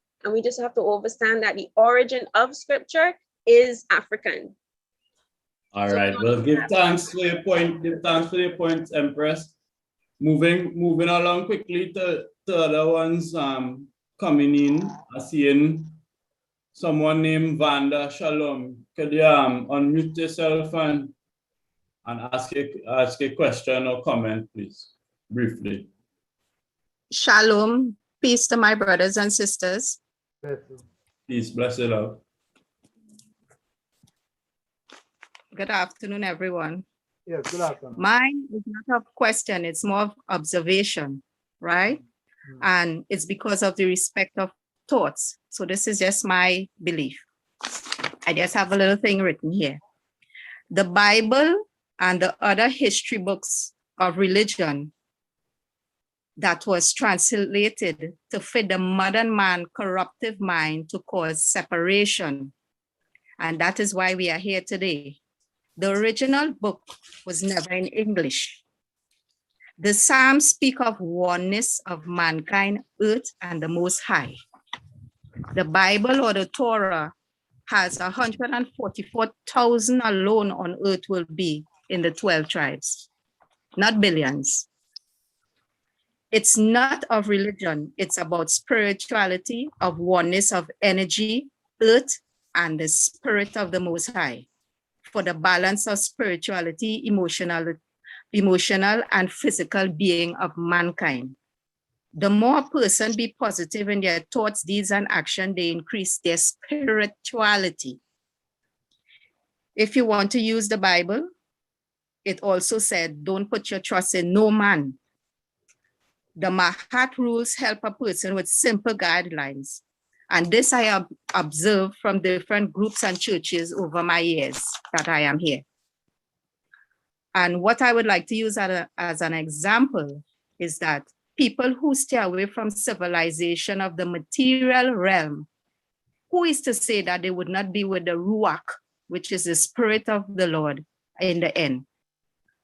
And coincidentally, from my teachings and observation, the ancient Egypt teaching is the same as the Bible, coincidentally.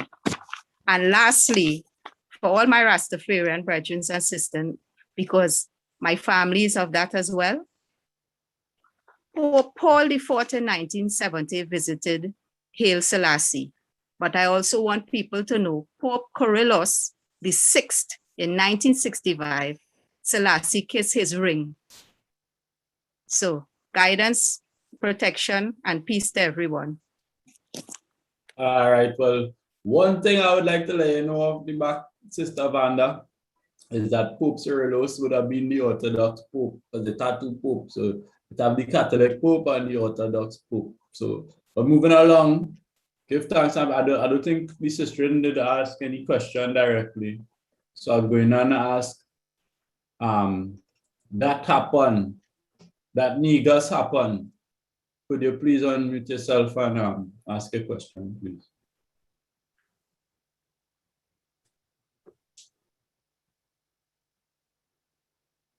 Yeah.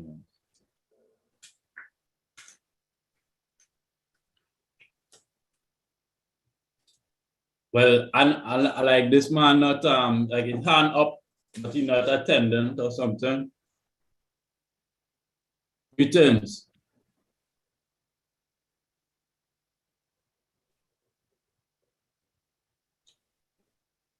All right. Well, for all those who in the listening and viewing audience, if you have any question or comment, you could just indicate so by raising your hand, and I will come around to you.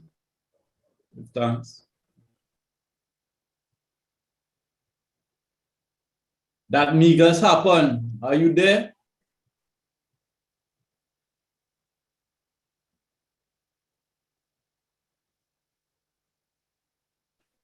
No. Okay. All right, brothers. Well, I don't know if it have anything and you have only wanted to continue reasoning on specifically, or any of the commentary made by the two empress, if you have anything to say regarding any of that. I see Bongo Greece indicate. All right. So look, I'm seeing some brothers, they have their hand up, right? And sister. Can I ask Bongo Greece? Could you unmute yourself and ask this question, please? Introduce yourself, where you're coming from, and ask the question briefly, please. Yes, highly I, Selassie I, King Rastafari. Rastafari. Yeah, just a simple comment.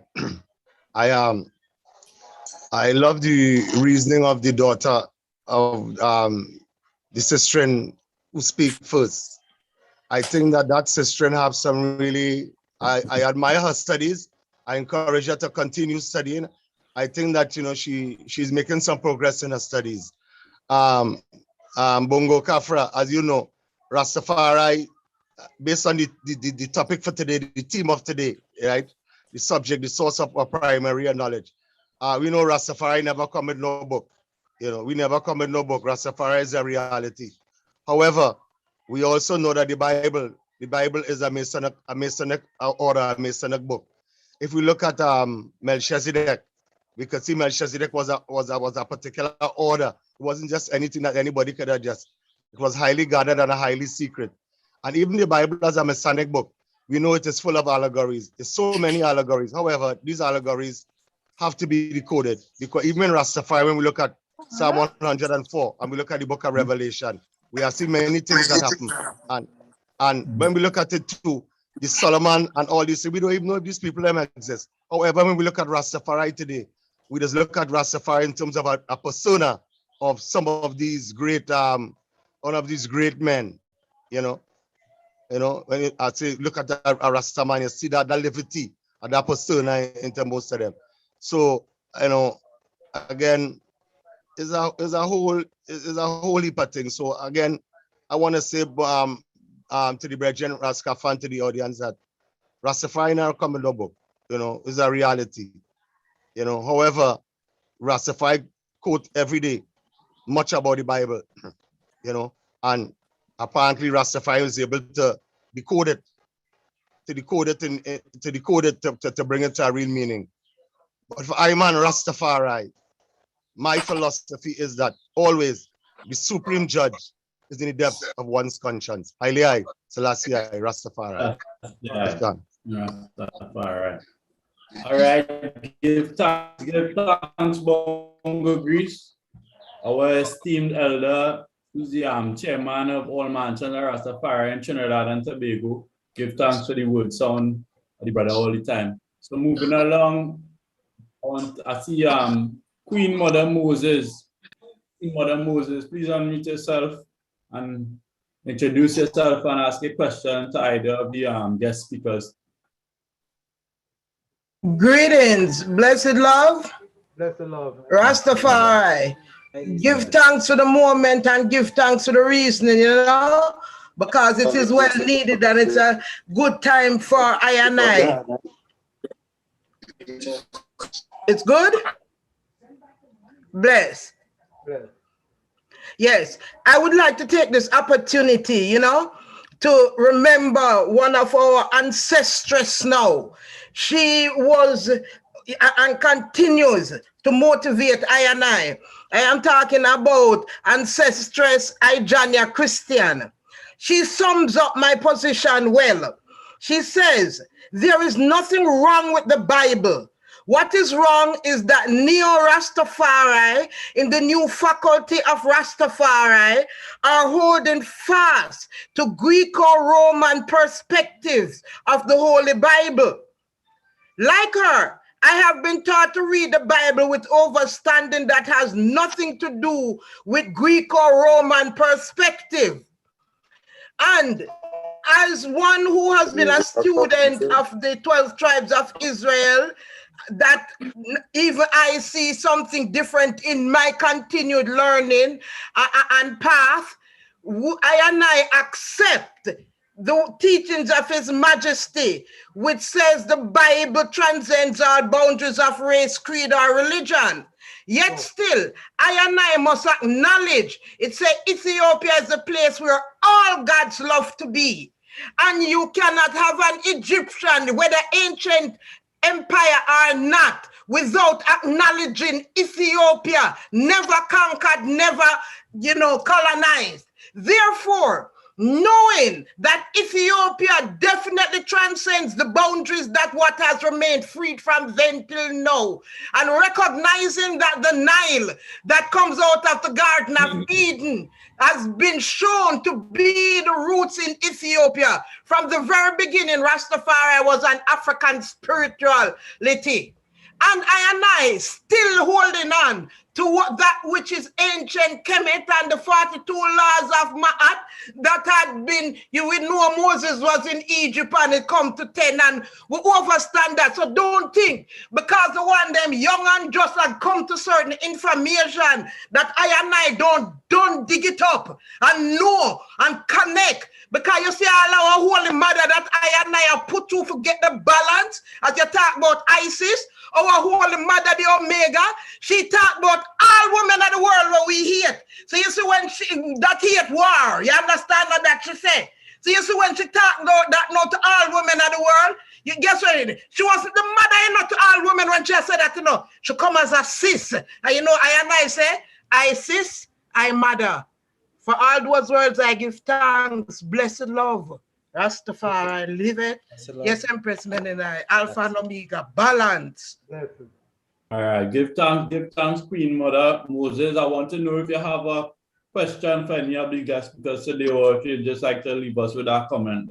No, I just want to comment both of them that I do not think they are saying different things. You know, ones are on different paths, but know that Rastafari has always and will always be an African-centered spirituality. His Majesty said as king is equally Christian, Muslim, and pagan. Not only that, the Islam, when we talk about, you know, go all the 6-star, yes, for 77,000 years ago, the 6-star of David, that up in a southern Africa was for the winter solstice and down summer solstice. And we know that the Arabs, they take the 6-star and them still use it in some name, not only the 5-star, because they saw it on Solomon's ring, and it was the seal of Solomon that became the Star of David and Moors. Blessed love, Rastafari.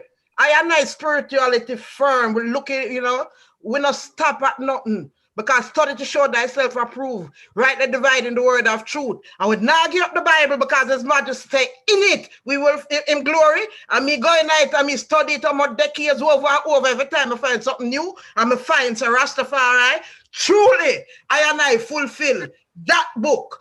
And it was never only that book, because I and I had Bible students. We had to use the metaphysical Bible dictionary also, and the Schofield reference Bible. So we have footnotes and cross references. You over and and also the philosophies and opinions of Marcus Messiah Garvey, who pointed us that to the spectacles of Ethiopia you guys see God, and without apology. You over and the autobiography of His Majesty, because you can't praise who you don't know what Him do, and Him don't give us what Him say.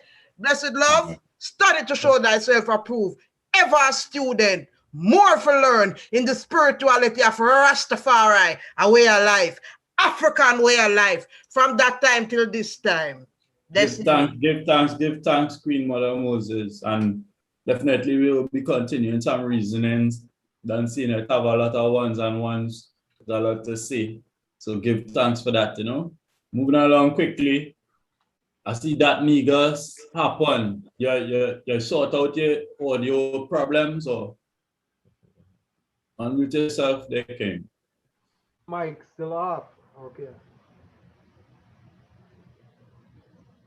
All right, well, we're still not hearing you. It sounds like you need to just work out your computer audio problems, right? And we'll come back around. Brother Kingdom, I hope you're there. You unmute your mic a couple times. You have a question for any of our panelists, guest speakers here today?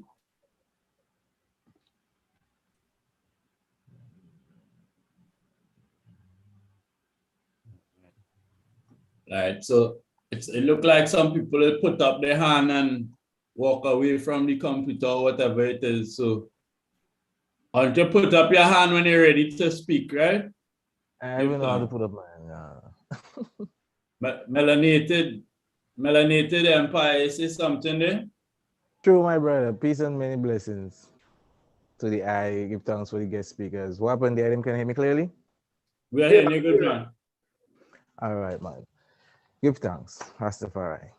Yeah, I know you said we have to call in if we have to ask a question, but I seen many people have been giving the input, so I don't know if the item would allow me to give a little perception as well, and then I would probably get to my question. Well, all right. Well, just keep it brief because you don't know. We want to respect everybody's time and everything like that. So keep your comment brief, and if you could follow up with a question to one of the guests. All right, my brother, give thanks. First, I would like to say peace to Raskafa and peace to Ras Nigel still, and even the I. That reasoning has been long overdue. You know what I mean? I'd like to say the first caller, Empress Addis, who called in, she had a very great bill. I look forward to her book. And she gave a very fundamental... Yeah. All right.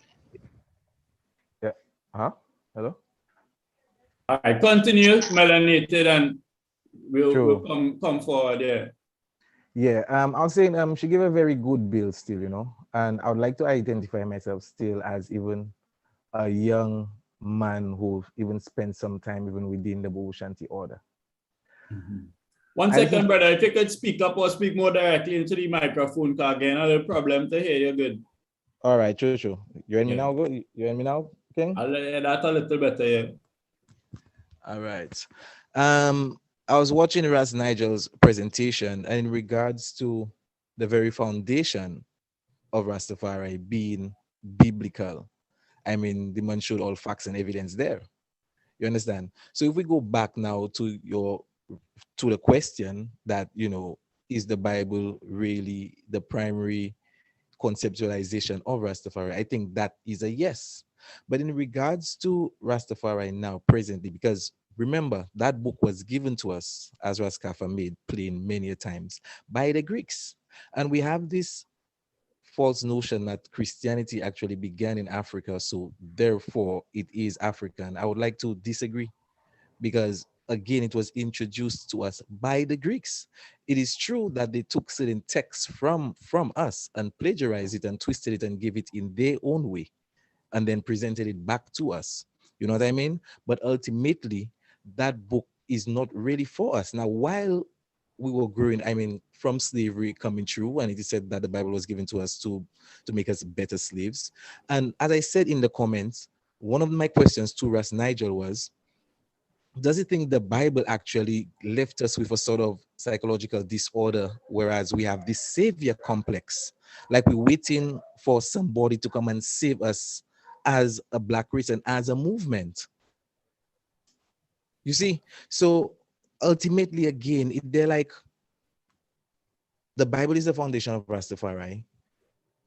In the present world we're living in this age of information, and we have so much information showing that this is not our text, somehow we cannot let go of it. You understand? So, which is, in my view, the Rastafari movement, which is supposed to be a movement, always moving, it there like for the past decade or so, it has been stagnant. Because the youths coming up today, seeing the information and seeing that those individuals that are called the Israelites in the Bible, because, I mean, come on, in order to write a lie, it has to be built off of some truth. So the same way you will find truth in the Bible, I will still show you the contradictions in there. So it's like we cannot again pick and choose. If we go back to Nile Valley text, you can really see you the contradictions aren't there. And for Ras Nigel to ask Ras Kafar, where like, did the people actually believe it? Remember, it's mythology. You cannot believe mythology. It's a mythos. It's not real. It's there to teach a lesson and teach a principle and a concept. Now, if we as Rastafari to a level cannot let go of the Bible, we will remain stagnant. And a lot of bedrens them I know have disassociated with the movement because of it being locked to the Bible, which again makes the movement a religion. So ultimately, the elders, with one understanding and being presented with the truth and trying to find the synchronicity in it, just like the Empress who is writing the book and even the Queen Mother as well. Yes, most of what you're saying is true, but then there are still things we can point out in there. Because those places, take for example, if we go by just biblically, right, to show that the divinity of the emperor actually stems from King Solomon, Queen of Sheba, the evidence for the historicity of these individuals are still wanting. The place attributed to both of these individuals came centuries after the alleged existence. I even touched upon that in a presentation on my channel as well. So again, if it's that we look into the divinity of the emperor, it's like, if history now show that is fake, what we gonna do? So that in turn would actually needs it will have to see how versatile the movement is. Whereas, can we really step out from the stage of this acculturation, taking on a culture that we think is ours, but really and truly is not? It just has fragments of us, and become All that right, real all right, my that they brother. begin to be. Alienated Empire. You see a lot of things there. True, my brother. But my question to I detected a question for brother Nigel there, so I don't know if you want to run it back more concise.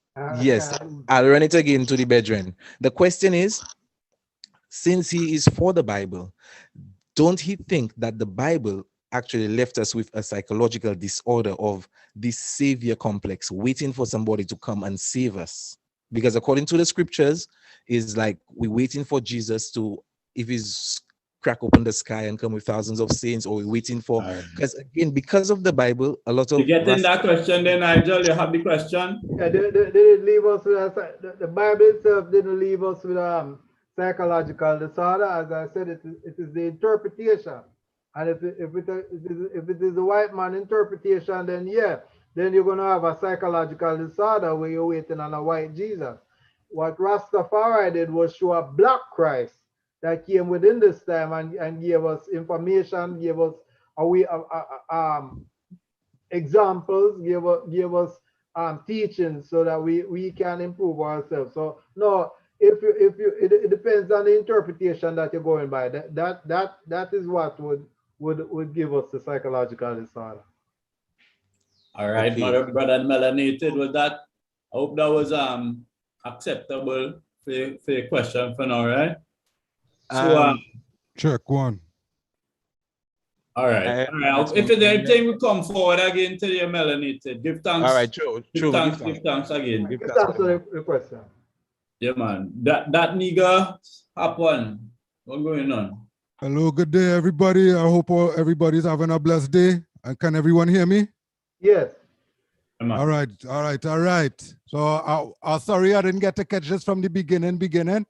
You know what I mean? So I don't know if this questions I have was addressed, but what would I would like to give a short statement, and then I'd like to ask a question to the both brothers, and I would listen to the answer offline, right? So I mean on the internet. So this is the question I have to Mr. Mesjehuti, right? Which is older, the King James Bible usage of the King of Kings, Lord of Lords, conquering Lion of the tribe of Judah, or the titles usage in Ethiopia?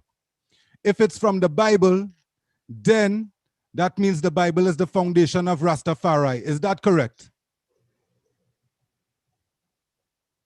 And my question to Brother Nigel is, is the Bible accurate?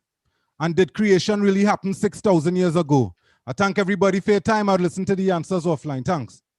All right. So as far as I understand, the question to Rastafari is, if the titles of His Majesty were found inside of the King James Bible, that is the origin of these titles, and the question to Brother Nigel, what he want to know, ask if the Bible is literally accurate, and if the world or the chronology is 6,000 years old. So Brother Kafra, go first, and Nigel go Sila.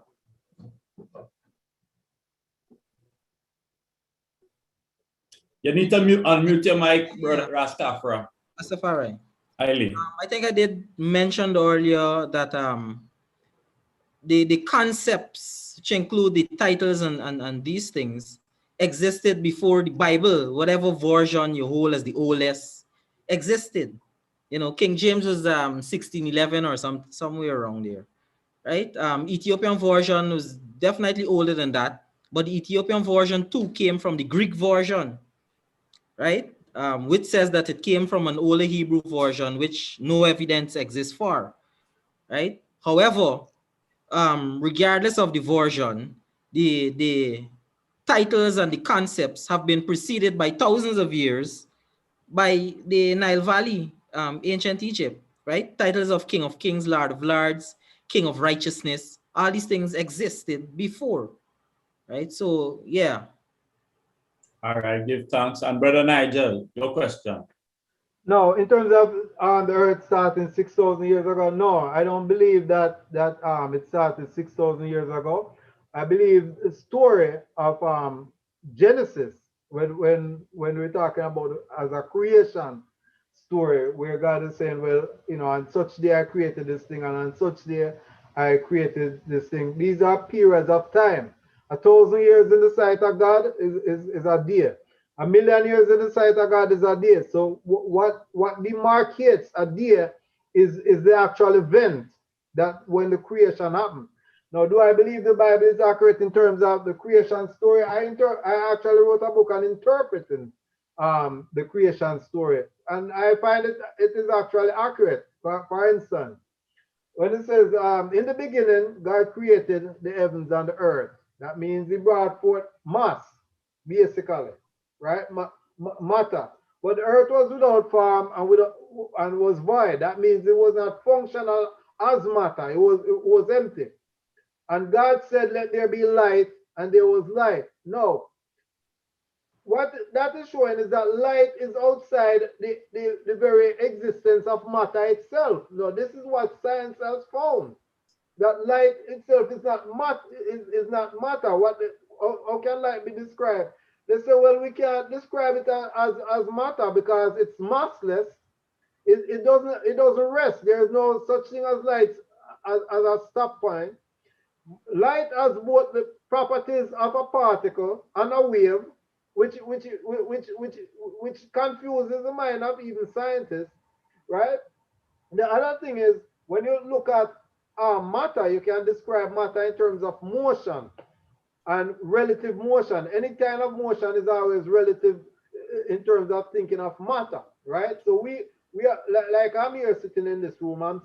We basically we understand myself as sitting still. You know everybody else be able in their room sitting still, right? So we understand ourselves as sitting still. That is relative. That's a frame of reference. And when we consider in the room, when we look at, but if we look at the whole solar system, we find that we're actually barreling through space, right? Circling the sun. So we are not actually still. So it depends on the frame of reference. With light, regardless of your frame of reference, the speed is always the same. So that confirms that light is something outside of matter, right? The other thing is when it says let there be light, remember before the creation of light, it was for matter was without form and void. Then let there be light. What was the light brought in to do? Was to wake up matter into life.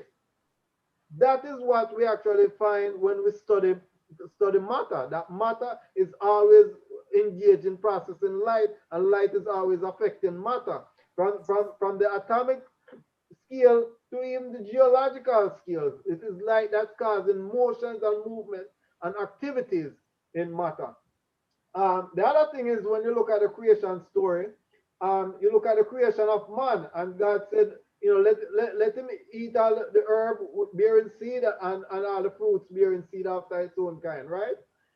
God made man a vegan, basically. And we find that in truth, the natural order is that man is a vegan and a and that we are plant-based.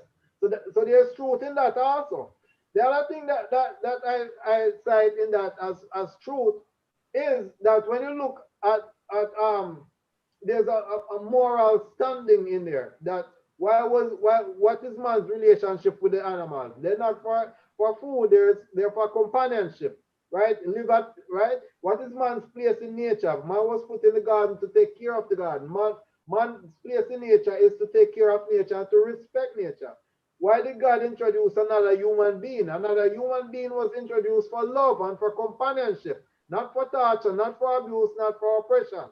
All right. So that to me gives me an idea of a moral order that was set forth and an accurate account of creation to me. The other thing that I observe from that story is the very nature of evil.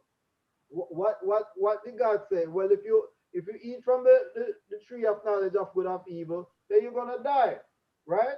The devil came with a contrary concept, so you're not gonna die, basically. So the devil is accusing God of telling a lie. Adam and Eve, they basically believed the devil that they would live. But that shows the idea of the nature of evil. What was it that motivated them? The idea that they could be their own gods. Ego. That the root of that of man's evil pertains to his ego. Right? All right, brother. Well, I feel so for the concise answer of it, in terms of the accuracy or the 6,000 years old, you said that no, you don't believe that. You believe it more ancient and is a like an allegorical narrative. Well, I would say it's more actual, but our concept of time and concept of time um, um, presented in the Bible, we are interpreting from our concept of time. But the All right. concept of time is, in the Bible is actually different. Give thanks and praise. So Brother Melville Whitfield, I see you from the start had some question and you were raising up your hand and thing. I don't know if you're there right now and you're willing to ask a question. Well, Ross, this is Melvin. Give praise and thanks to the Most High, Jah, Rastafari, and rejoice before him. How good and how pleasant it is for I to dwell together as one. I would like to just make a couple of quick points. Number one, for Ross Nigel, I appreciate your slides referencing Barry Chavanez. However, I would suggest that as you make these references, to include other scholars. There's a significant amount of work and research that are conducted by others, such as Nettleford, or we can go on and on. But as a presentation, include other references. My point to Ross Kafra, you mentioned something, Ross, and I don't want to paraphrase or get this wrong, but you mentioned something about African Americans and the cultural state that they're in right now. I am an elder. I will be 64 this year. I did not ask to become a Rasta. Rasta chose I as a vessel to spread the word. But I would like to share this. Because of my age, my Negressence was well developed before Rasta found I. Growing up in the 60s in the United States, one cannot help but to have some knowledge of Black culture, or at least the struggle of Black people as it relates to contemporary current events. So that is a part of my history. And I live here in what they call the DMV, the District, Maryland, and Virginia. And having worn dreads for over half of my life, I can tell you without question that I reason with many Africans, many West Indians, many Asians about Rastafari all the time, and have been doing that for decades. And I do not at all see that African Americans, for better expression, lack culture.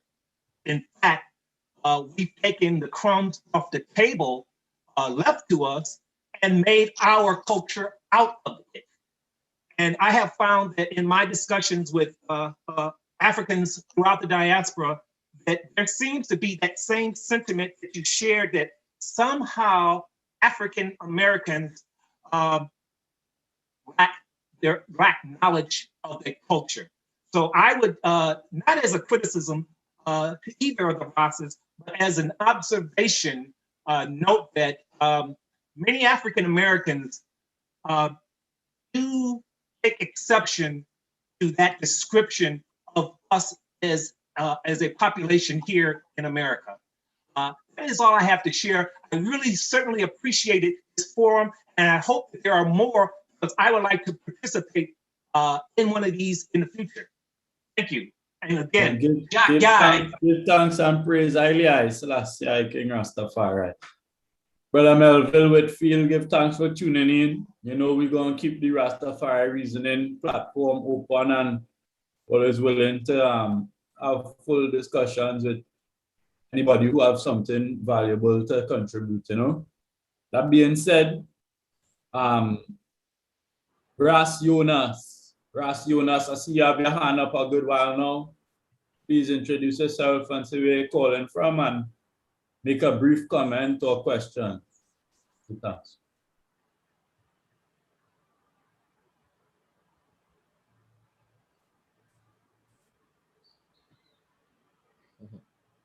Ras Jonas, you there with us? There with I and I?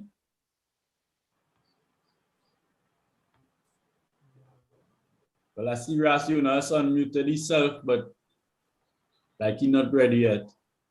What's there here rumor at, my brother? That's rational, come on.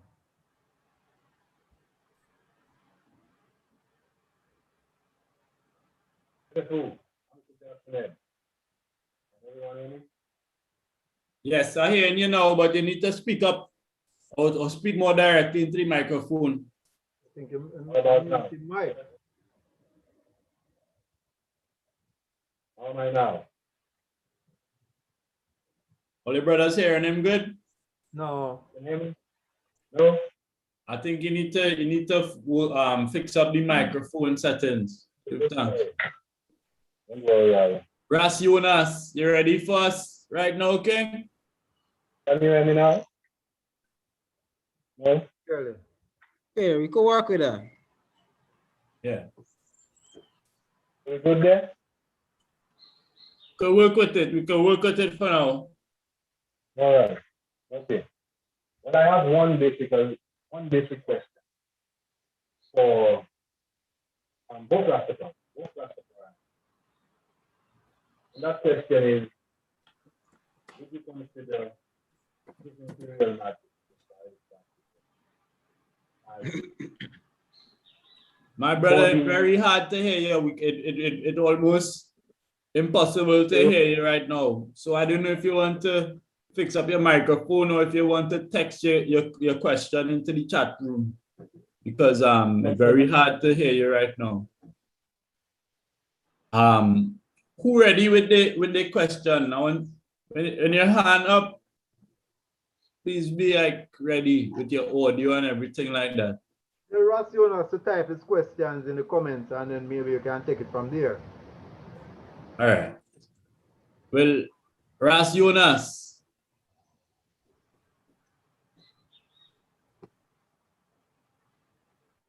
Because I've seen it have a few people with their hands up, so they indicating they have questions to ask. Man. Ras Jonas, you're there with us?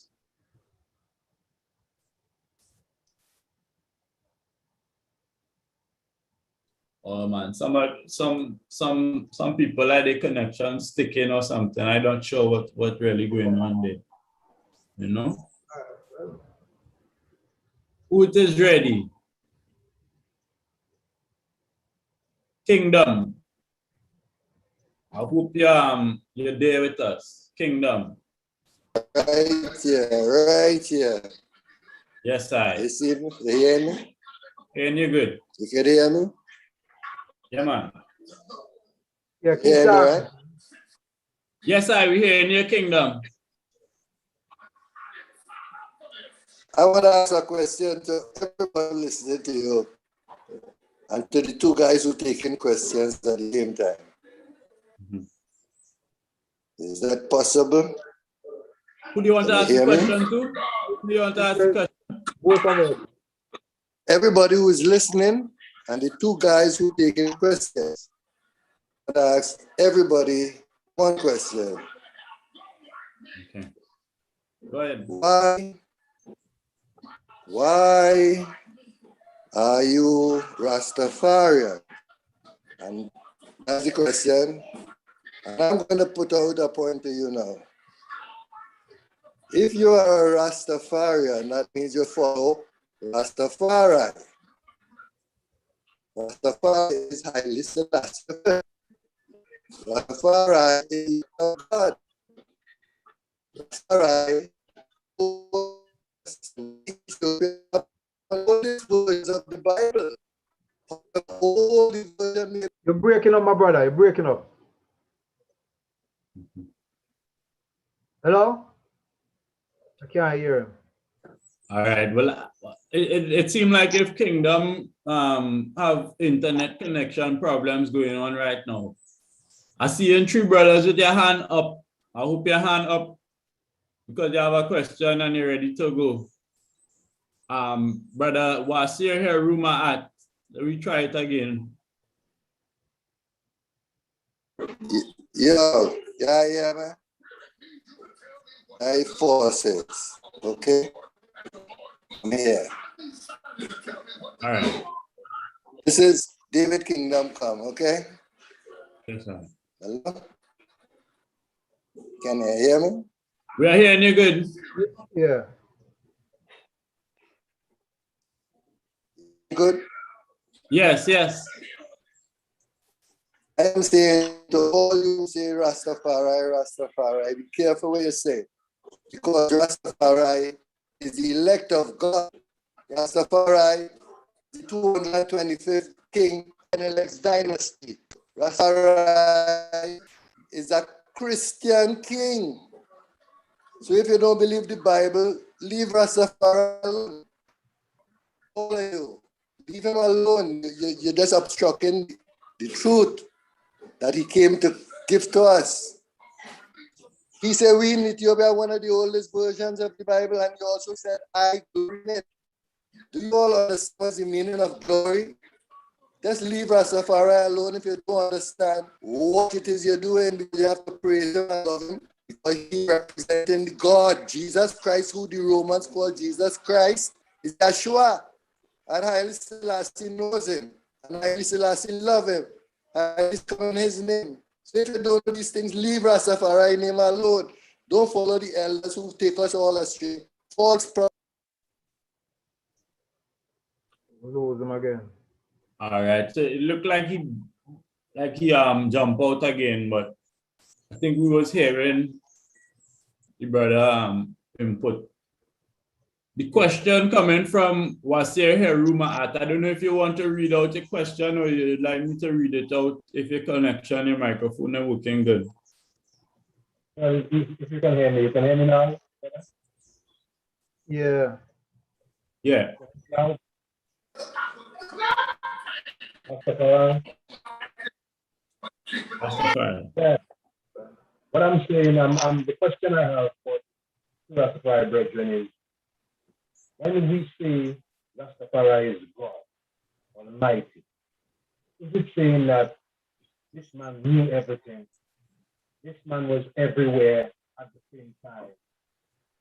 Are we saying that this man was all powerful?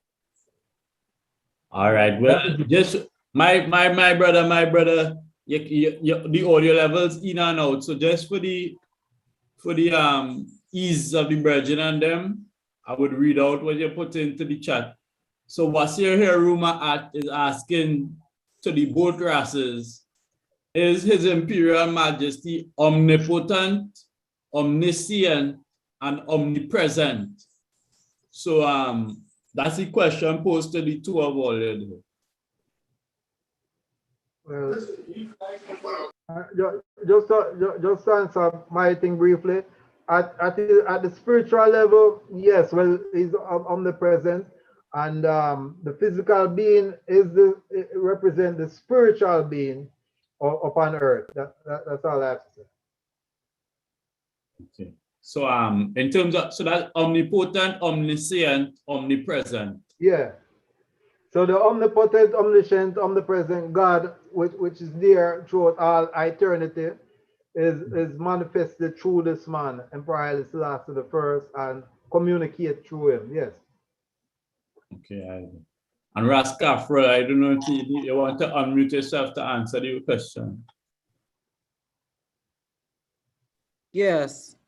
Well, and I say Rastafari is God, Father and Son, and these are qualities that God possess, because I mean, like, look at Rastafari in the sense that I come doing something that was not able to be done before, in the sense of this whole repair and rebuilding of a movement of the African people, this whole exercise in resurrecting a people that was once dead, in that sense, I would say omnipotent.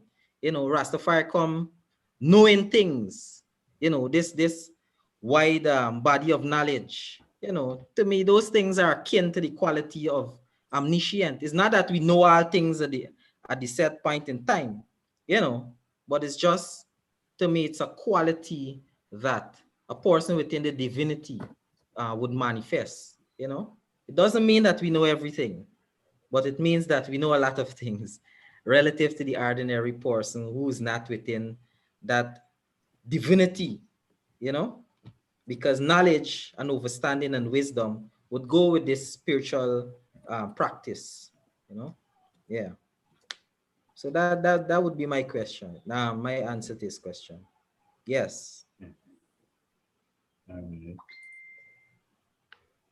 All right. I seeing that Niggas happen with your hand up. Is it that you have a next question? Yes, indeed. Good day. So, all right, everybody hear me clear? Yes. All right, good. So this is my question, right? And I started with a little statement. So His Majesty become the emperor in 1930, correct? And Yeah. his official title was Haile Selassie, right? King of Kings, Lord of Lords, conquering lion of the tribe of Judah, the elect of God, right? Now, the Western papers, the Western papers in the US and in Europe continue to address His Majesty as Rastafari.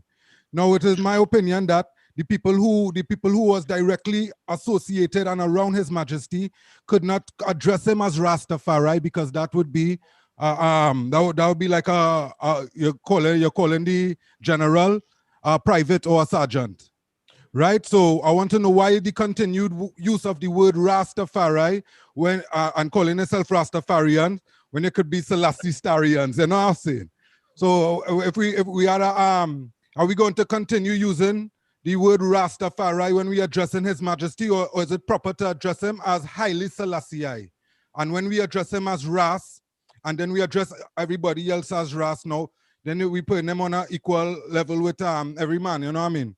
So if it comes now that he is somebody that we does hold in high esteem and that we does actually respect his title, sure, well, why do we continue to call him Rastafari instead of Haile Selassie? Thank you very much.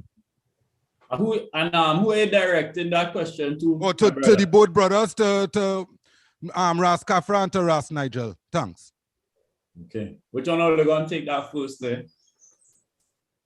All right. Well, you know, I mean, this is off topic. I mean, if the movement is going with a change like that, then I would look at that as an improvement within itself. I don't see nothing wrong with it. But it's just a tradition that we have had for this long time to call ourselves by the king's pre-regnal name, by the emperor's pre-regnal name.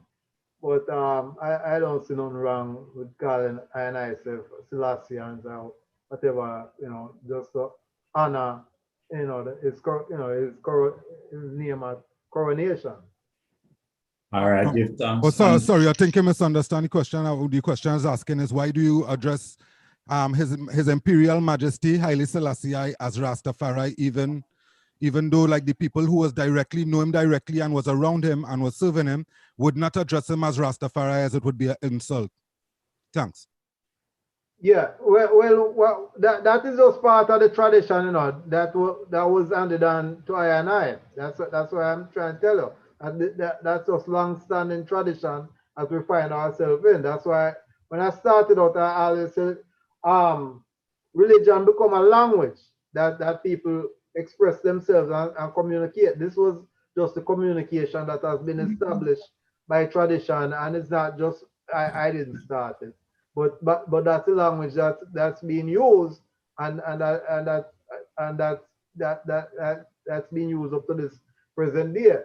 No, as I said, if that language change and you know and then I you know change the way I talk to accommodate the new lexicon then and work with that. But I don't see no problem with that, you know, to address I and myself that way. But as we going right now, it's just the current state of how things is. Just that's how we address ourselves.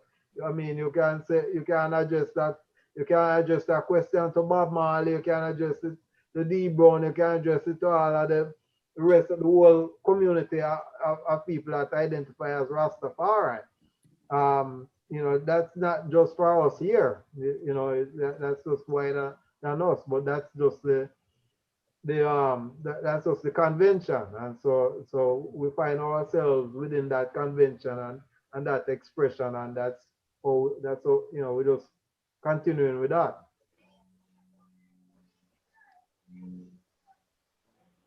Yes, I give thanks. Rastafari. It's not a question that anyone in particular could answer. I think that the fact that we're stuck with the movement being called Rastafari is just a happening of history, that we've been stuck with.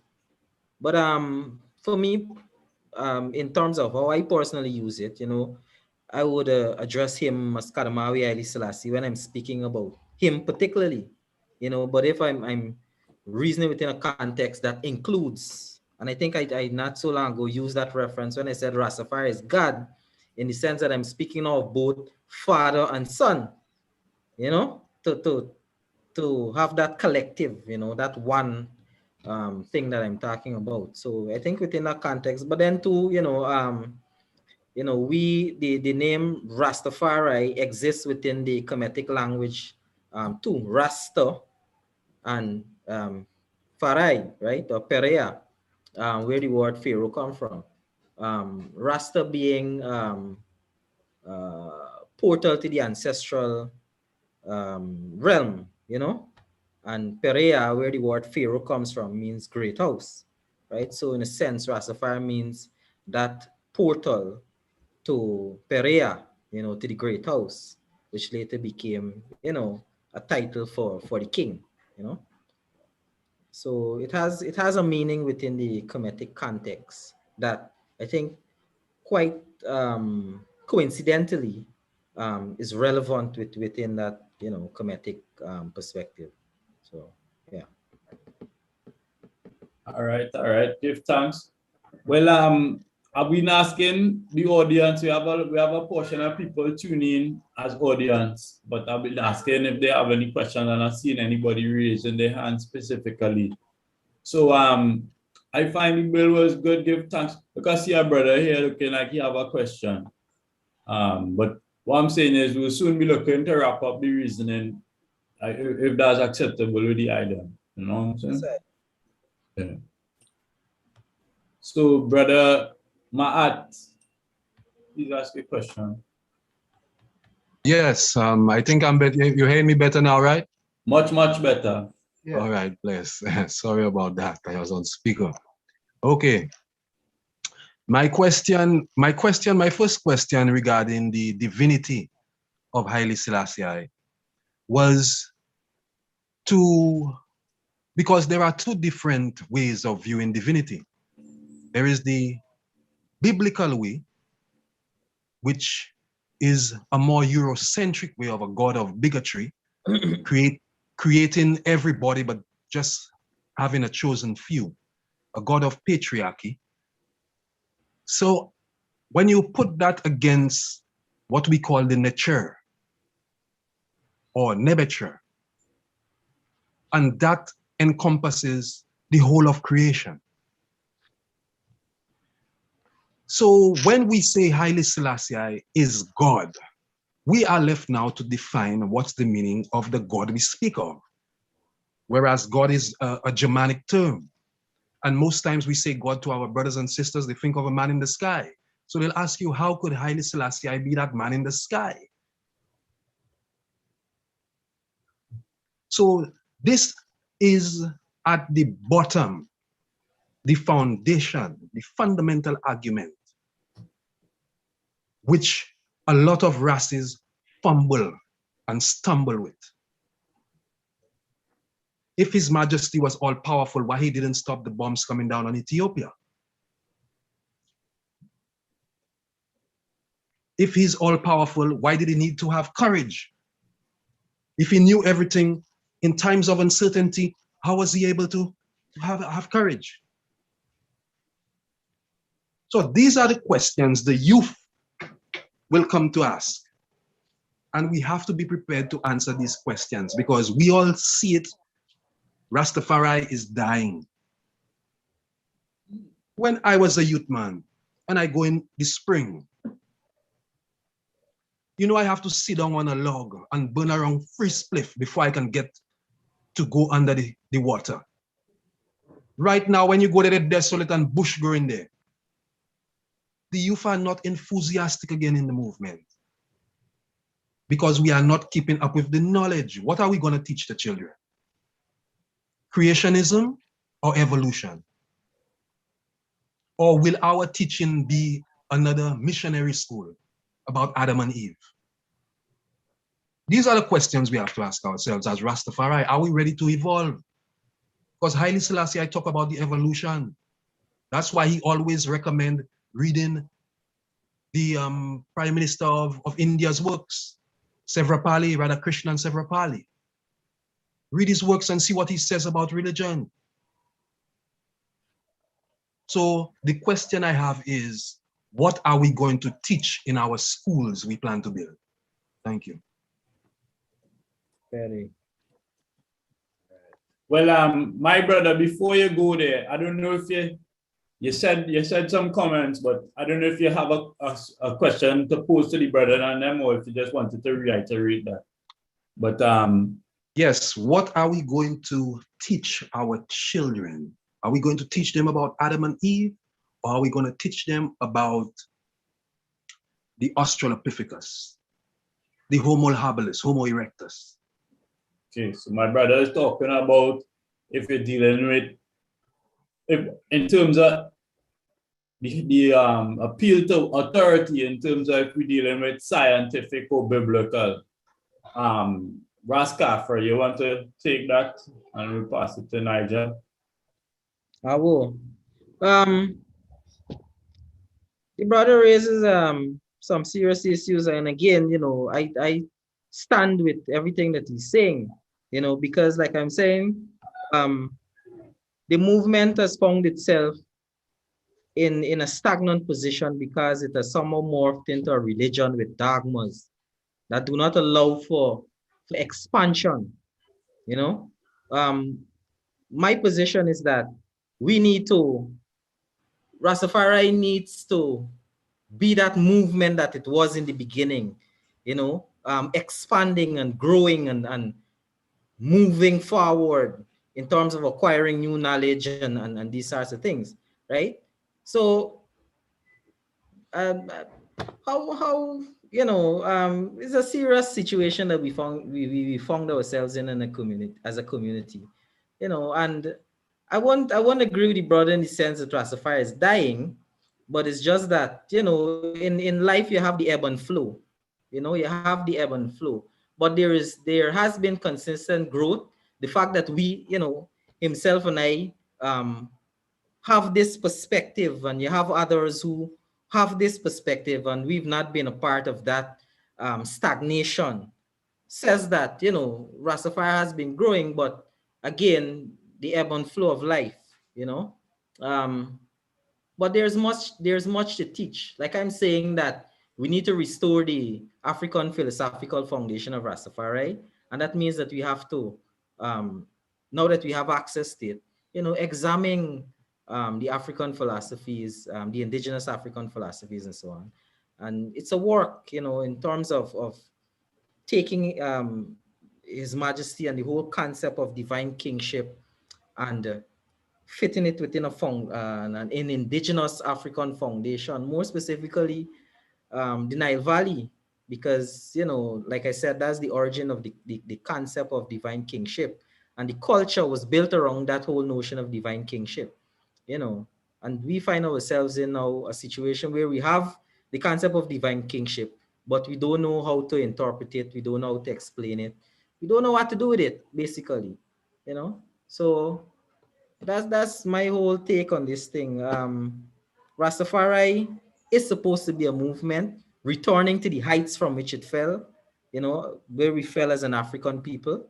And we need to be involved in that. So we can't lock ourselves in within any particular dogma and doctrine. We have to be breathing, taking in and giving off and so on. We have to be expanding and so on. So that is my position on the issue. All right, give thanks. Brother Nigel. So what are we going to teach? Well, First of all, Rastafari, I must disagree with the Virgin, my Virgin Rascraft. I just talk. Rastafari has always been a religion from the very outset. It was never a political movement. It never started out as a political movement. It started out, it came in to being as a religion, and it continues in that vein. Also, we have to start this thing that it is scrubbed of African contributions and African perspectives and so forth. That's also not true. But just to answer the brother, we are not an atheist organization. We've never been an atheist organization. We're not, and that has never been our thing from the very beginning. We are spiritual, biblical. This was our foundation. Now, in terms of what we teach what it is that what is consistent with our values and our history, right? We teach the Bible. We don't have to accept that like Adam and Eve is necessarily literal. You see, I put forward that it could be interpreted and could be consistent with science in itself. So, but we cannot abandon our values, because at the same time, while we are cursing, saying the white man's way and the white man's teaching, we are then turning to them for concepts of evolution and these things, a man coming from monkey or whatever, so that's not that was never our teaching. That was never African spiritual foundations. If we're talking about African spiritual foundations, then we already have that in Rastafari. Rastafari is an African originated spiritual movement, and it has always been. And the imprints of Africa still remains in Rastafari. So we can teach all that. We can show that.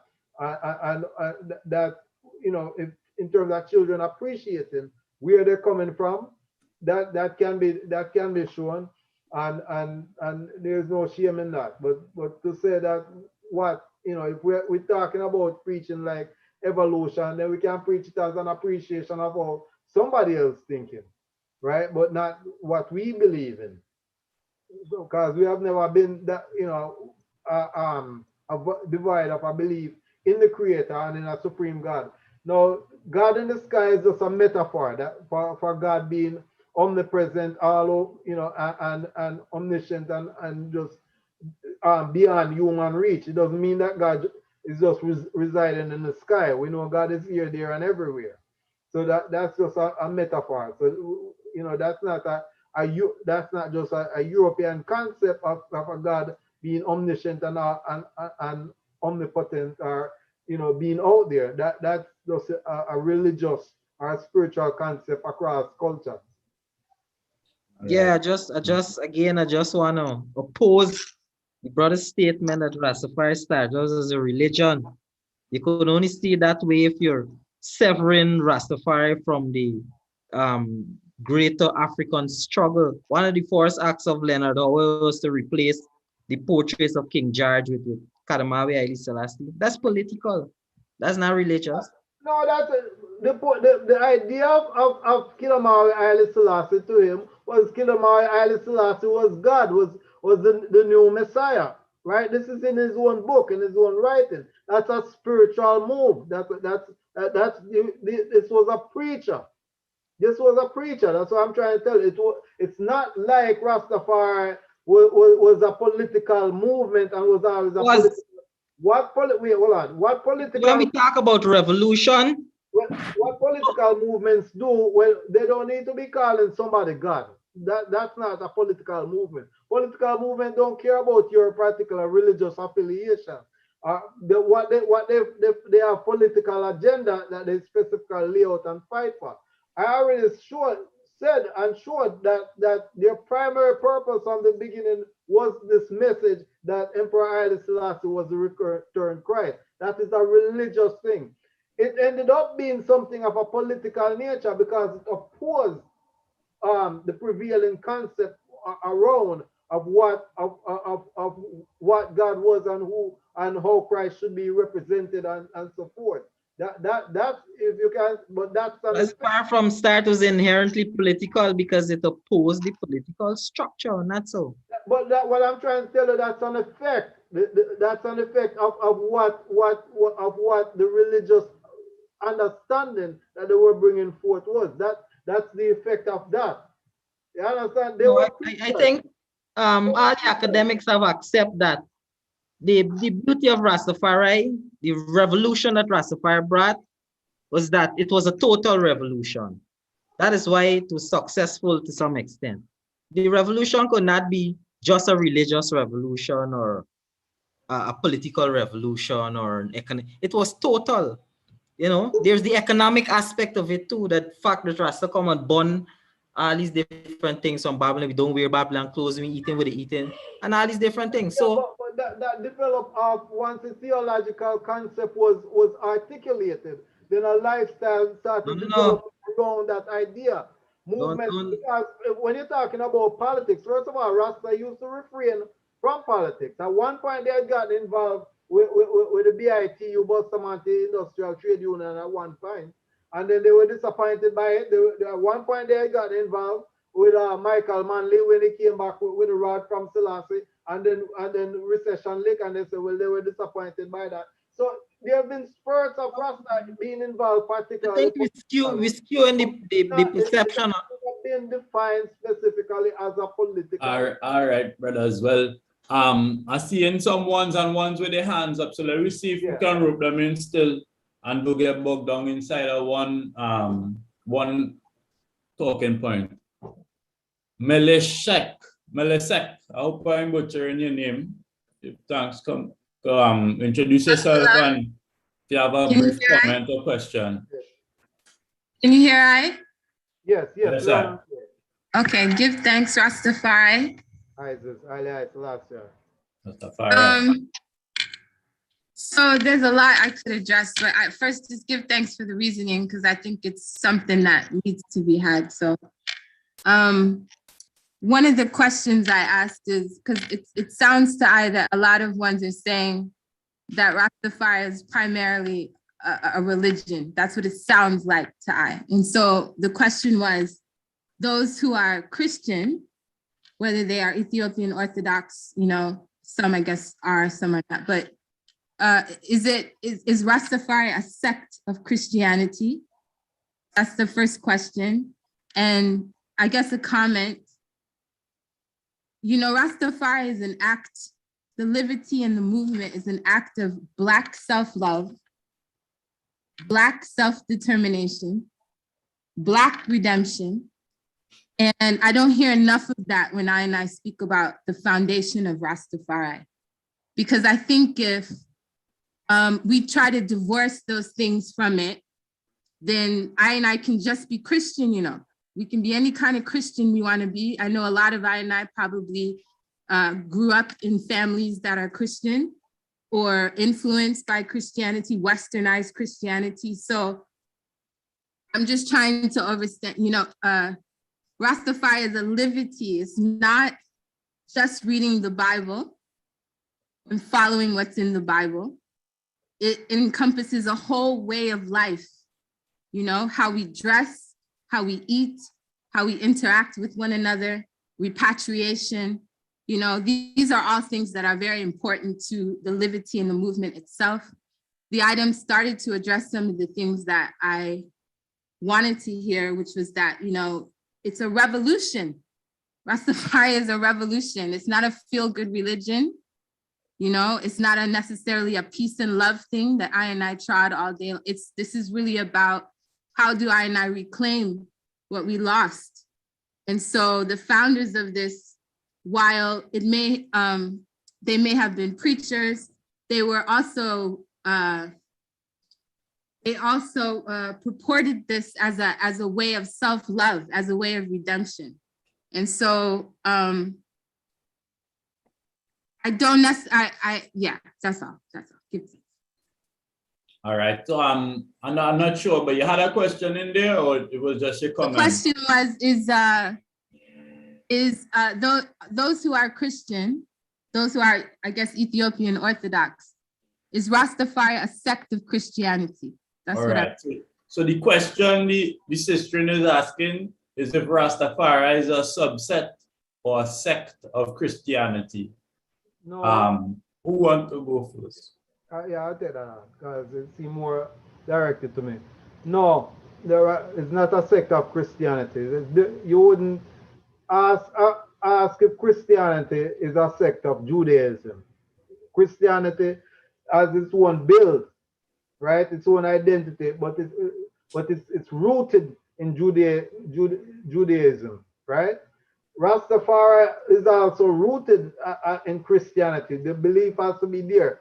Judaism, where Christianity came about, is that there was prophecies in Judaism that led to the belief that the Messiah had come, right? And so you had Christianity arising about 2,000 years ago. Rastafari is now building off Christianity because there was an expectation that the Messiah is to come again, and there's a reading in the Bible that readings in the Bible that you can use to reinforce the notion that Rastafari is Christ in this time. That is what the founders did. But it's not a sect of Christianity. Rastafari is its own thing built off of Christian and African inputs. Now, in terms of the Empress talking about the liberty and thing, what we know as liberty were features that were traditional in African culture, also features that came along later on, the dressing and so forth, music and whatever. These things are features that came along, but it started out as it is a religious revival, religious interpretation. That now, if you had seen the presentation I had done earlier, what I had shown was that the religion, the idea of that religion coming back from Mayal into revivalism, that the religion was not divorced from resistance. So it's not like, okay, we have a religious understanding, therefore we're not resisting. Okay, it was always coupled as one. The belief in Haile Selassie became a resistance in itself to what was coming out of England and Europe. That in itself constituted a form of resistance. And the whole notion of Pan-Africanism and all these things that are beneficial to Black consciousness was also built into Rastafari. It came in. When we're talking about Ethiopianism and the revivalism and things that are coming out of Africa and African tradition, it's already built in. So it's not like there's some sort of a compromise by being religious. The resistance, the Black sense of pride was already built in, and it was not compromised by the Bible at all.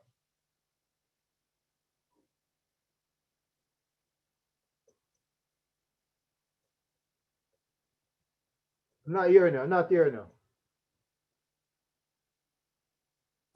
Rastafari, you had anything to say concerning that question? No, that is a question for him. Because I born in fire on that position as well.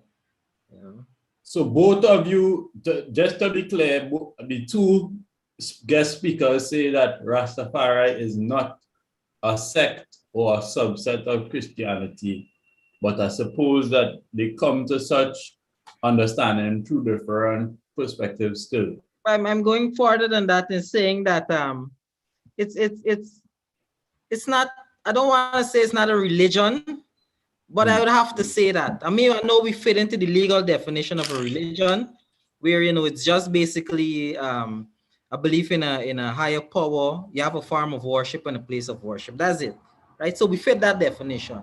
But it's more than that, That's what I spoke of initially. It's about the effort of African people to liberate and to restore themselves, essentially, right? And in that process, you have to consider all the different aspects of culture. Religion is just one part of it, but then economics, rebuilding your social systems and your political systems and these things. So it is that all-encompassing aspect that you know I'm holding that position. So it couldn't have started as a religion. You know, that's looking at religion from a European perspective. African would not make these different distinctions. Well, that's something I had in my mind. Even how we fragmenting everything, the fragmentation and the reduction of everything is a kind of Western mental. So, but brother Bongo Grease, Elder, I see you have your hand up there. Aye. Yes, again, brethren Kafa and Bongo Nigel. Yes. You know, great works with the eye, great works, you know. You know, this is always a very technical and intense reasoning, you know. Look at it. First I would ask a question and then I would continue with some small steps. Have any of you ever studied the Gnostic scriptures? One. Two, because during the whole period of the conversation, we speak so much about black, and the Gnostic scriptures is one that I believe that gave you the greatest incentive about John, because he said, I'm not worthy to latch his shoes. So the Gnostic scriptures is everything. Being a Rastafari and I are being Rastafari, I remember 50 years ago, you see, Rastafari is always seeking truth and right. And as such, Rastafari is based on liberation theology. Because remember, in being ancient days, brethren, before even man reading the Black PB, man used to come to, you know, the brethren in Union Island used to come being with the lost and forgotten books of Eden, you know, where brethren quoting out the lost and forgotten books, seeking, you know. Again, that's why I say liberation theology. And as such, today we can know what is religion to some is superstition to the other. Once a lot of people try to base, there's always respect for the church, for the Orthodox church. There's always respect for many of the things, because Rastafari came out of many black faiths. Much of men. If you look at in Jamaica, Seventh-day Adventists, today are the most powerful Rastas. So there are a lot of black faiths, and I mean, Orisha, many faiths. If you look at the Caribbean and study Rastafari carefully, we emerge out of many black faiths. However, out of those very said black faiths, Rastafari is something totally different. Rastafari is a reality. Rastafari, that's why we use many different liberation theology. Rastafari came out different because even within some of the African traditions, you can still see a facet of Catholicism. Look at Orisha, look at Santeria. There are still Catholicism, certain effects of Catholicism embedded in it that the slaves use. And are starting to shake the slave masters. So again, as I say, based on our liberation theology, you know, Rastafari survived because we stood for something, and we know what we stand for, and that is why today we exist. So today there are many questions people may come up to ask, as I heard people saying, what is Rastafari? Who is Rastafari? Is Rastafari orthodoxy? I mean, come on, you know, Rastafari is a reality. Rastafari is more than that. Rastafari respects everything. But overall, Rastafari is something that everybody been searching for and never find, which is love. Haile Selassie, I King Rastafari. Give thanks, Bongo Grease. But I didn't hear any comment, any specific question there, so we'll keep it moving along. My brother Wasir Heruma at, I see you raise back your hand. I would like you to unmute yourself and listen. You know, I think we're forgetting something. We are talking about an individualistic concept of our relationship with God, with the divine. But we're not speaking about those there to come behind us. How many sages, African sages, do we know before the Bible? That's a question to Ras Nigel.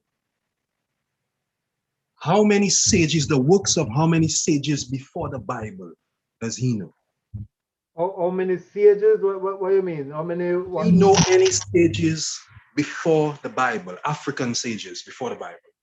That's all over. That's all over Africa. In any part of Africa, there was a. No, can you name me? Can you name me one that works that you know of?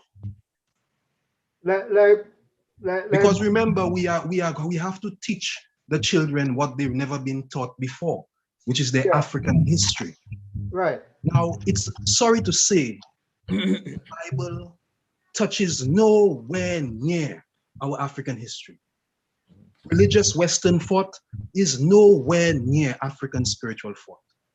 You cannot call African spirituality religion. You cannot even classify it as a religion. Because in the Western world, it borders more on psychology. If you learn African spirituality, most likely you'll be counseling other people because it's a tool. So Rastafari is a movement. But if we're not moving, how can we call ourselves a movement? But when, go ahead, you're my elder. I respect when you say African spirituality, that's a broad concept within itself, you know. There are many spiritual systems throughout Africa. Yes, many spiritual systems, but all of them are founded. That's why Kafre has go on to Kemet. Because in Kemet, you find pristine African thought. Before Islam, before Christianity. So you get essentially indigenous African thought. You cannot really call it any religion because it's a study of the universe and yourself. So, my brother, so you want to reiterate? You had a question to The question is to Ras Nigel, can he name one African sage, one African prophet before the Bible? Virgin, you have African prophets all over the Bible in different tribes. That's what I'm trying to tell you. Before the Bible. Right? Then I'll pose the same question. Left words that you can quote from. Huh? I said, I'm thinking talking about. Go to the Nuer. When you read the Nuer, right? And that's from East Africa, right? You're gonna read about. What book is that speaking about, Brother Nigel? Yeah. The Nuem? The Nuer. Right? And you read about their tribal system, They have their gods and their religious understanding of what their gods is. So if you're talking about sages, you have people at the local level that were spirit mediums. That's all over Africa. So he's talking about like sages. Brother Messenger Houthi, I go reiterate it just within the neutral position. I believe what Brother Ma'at is asking, is he asking if you know of any notable or prolific African sage that is preceding the Bible that you know that they're wise saying. Not off the top of my head, I can bring up I can just look it up and bring up a whole bunch of that. But what I'm trying to tell you right now is that there across Africa, you had a lot of spiritual systems. From the tribal to the civilized systems.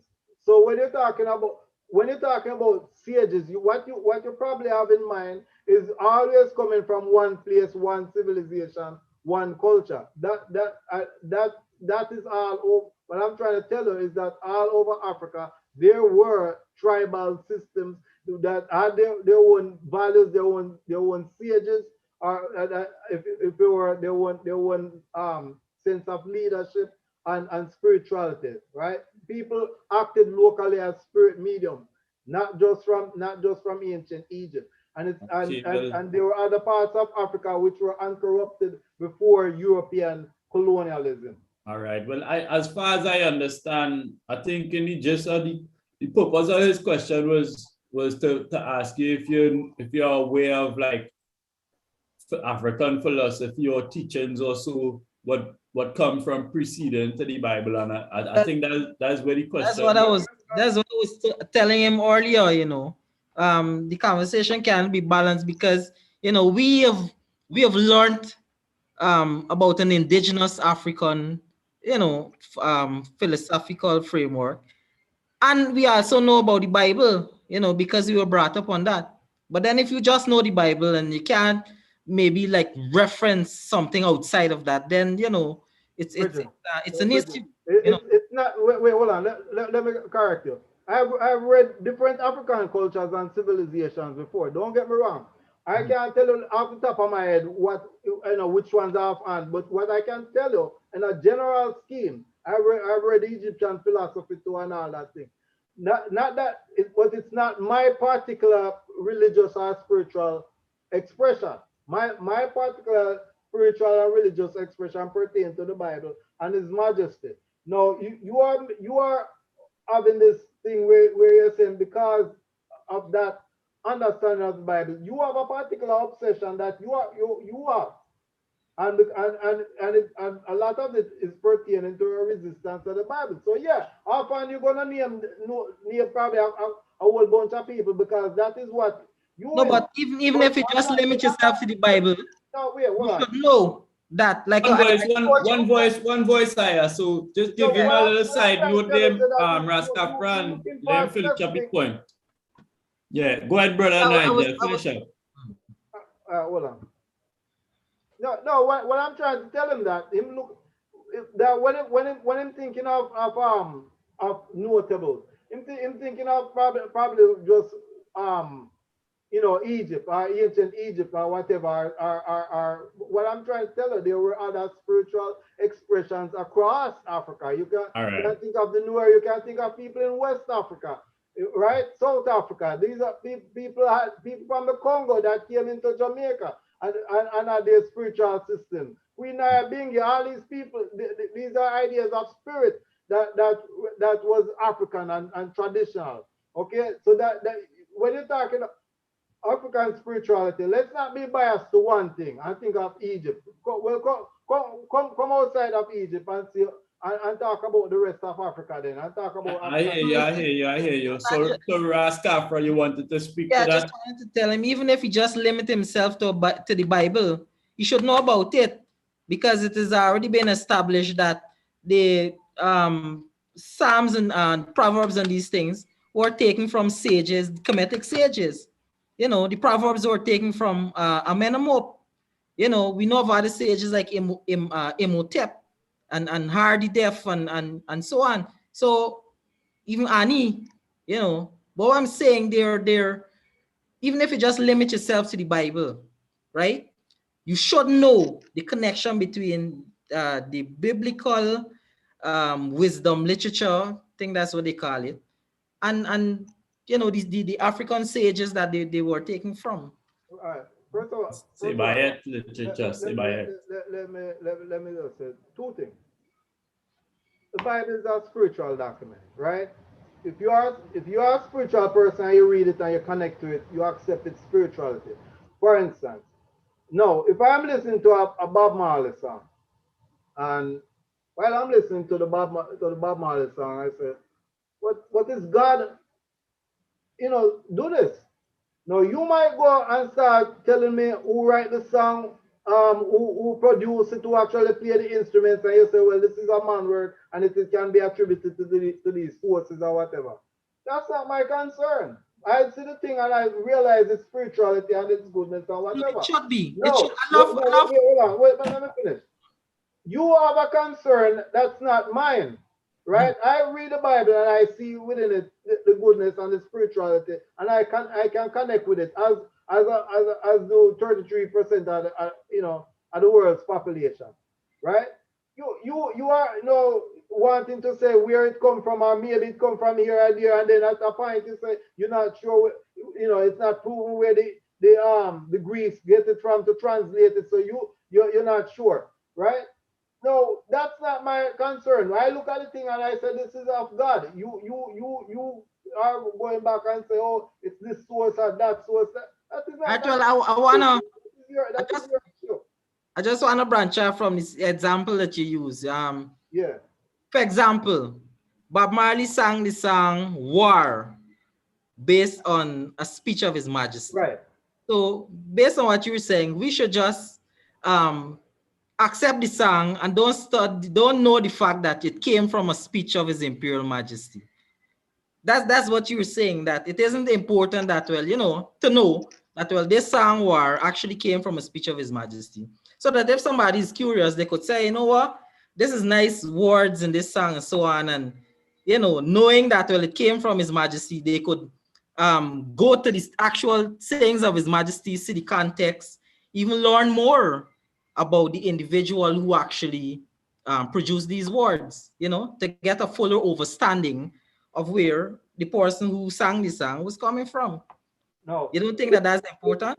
If you will, all right, let me go back to what you said. If I listen to the song War and I hear it and I say, well, this is of God, and this is a God thing, right?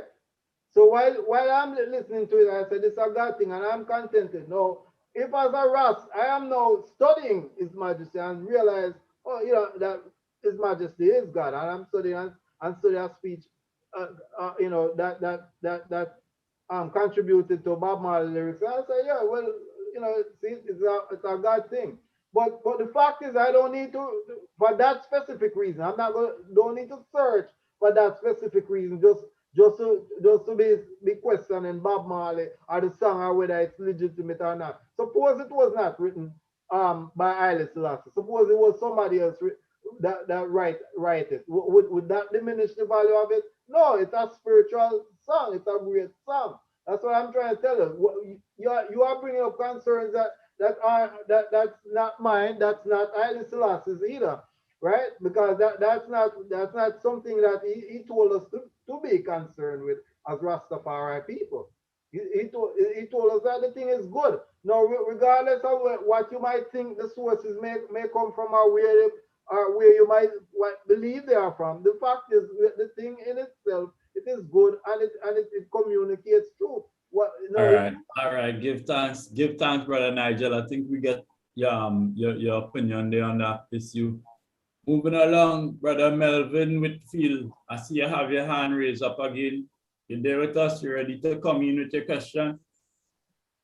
Oh, I just wanted to address a point made earlier, and I don't know who it was by, but the question seemed to me was Rastafari and Emperor Haile Selassie I.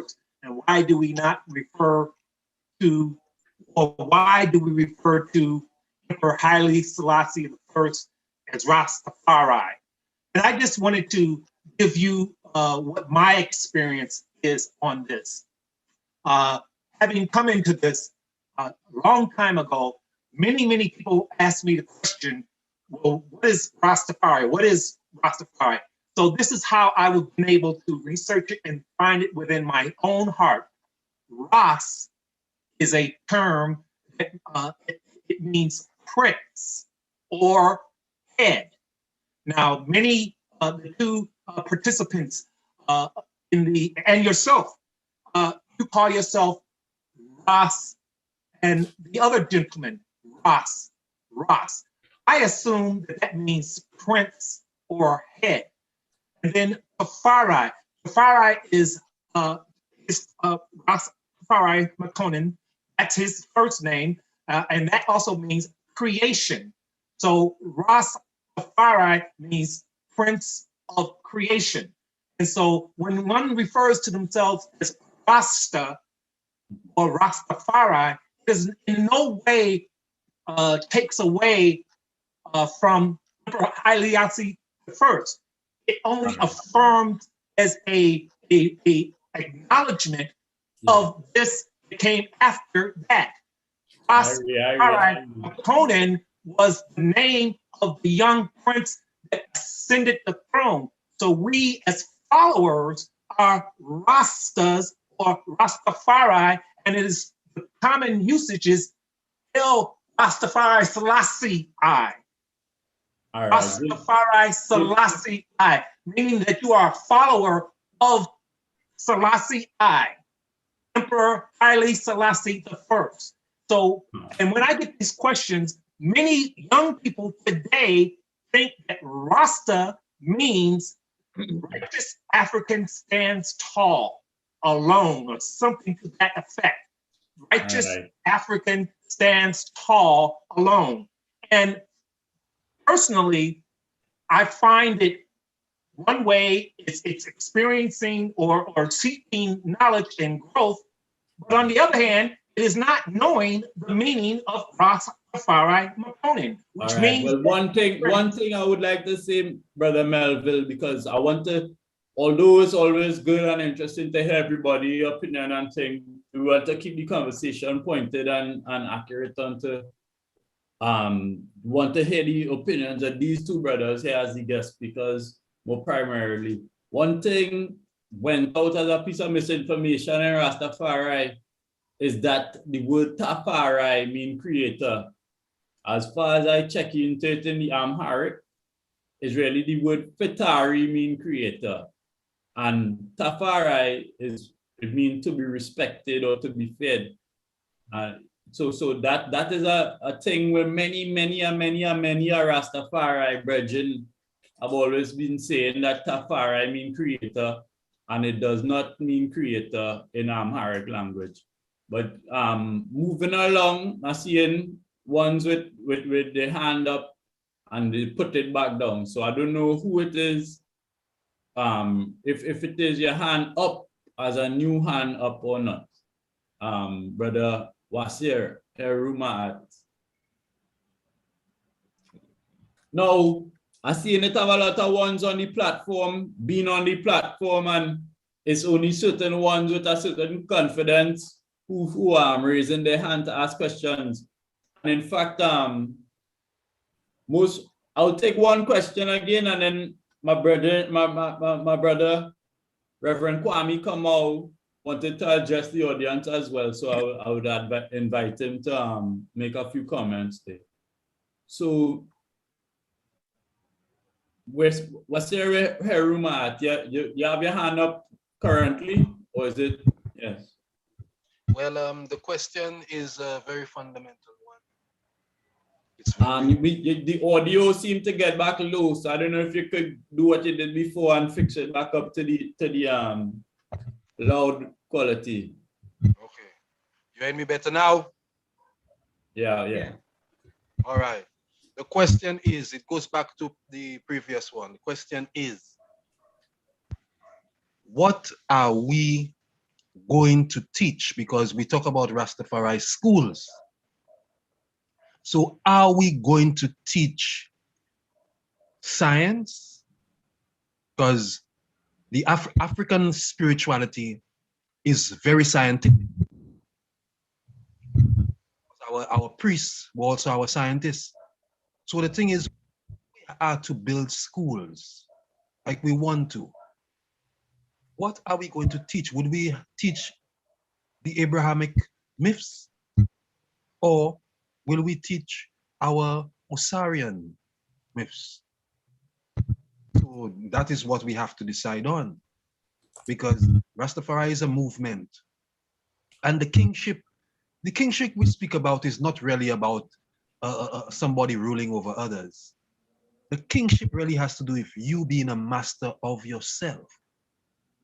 Because the science of the Necheru came from an egalitarian society where everything was shared, and later it changed to the monarchical. But His Majesty still took away power from the monarchy, realizing that things are changing. So Rastafari has to change. Yes. All right. Well, I know that I'm not sure if Reverend Kwame, if he's at the computer right now. Yes, indeed I am. All right, Brother Kwame. I know you wanted to heal up the man and thing, so give thanks. All right, so I give thanks, of course, for what was an extraordinary build on today.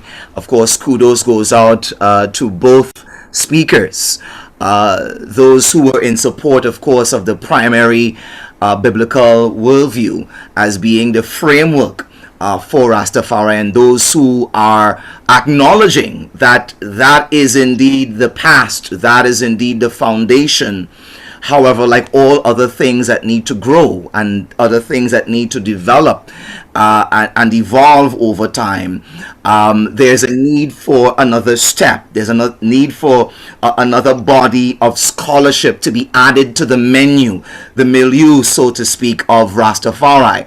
And so, as an African reparations minister, a Pan-African philosophical and spiritual student and teacher, I can certainly identify with both parties.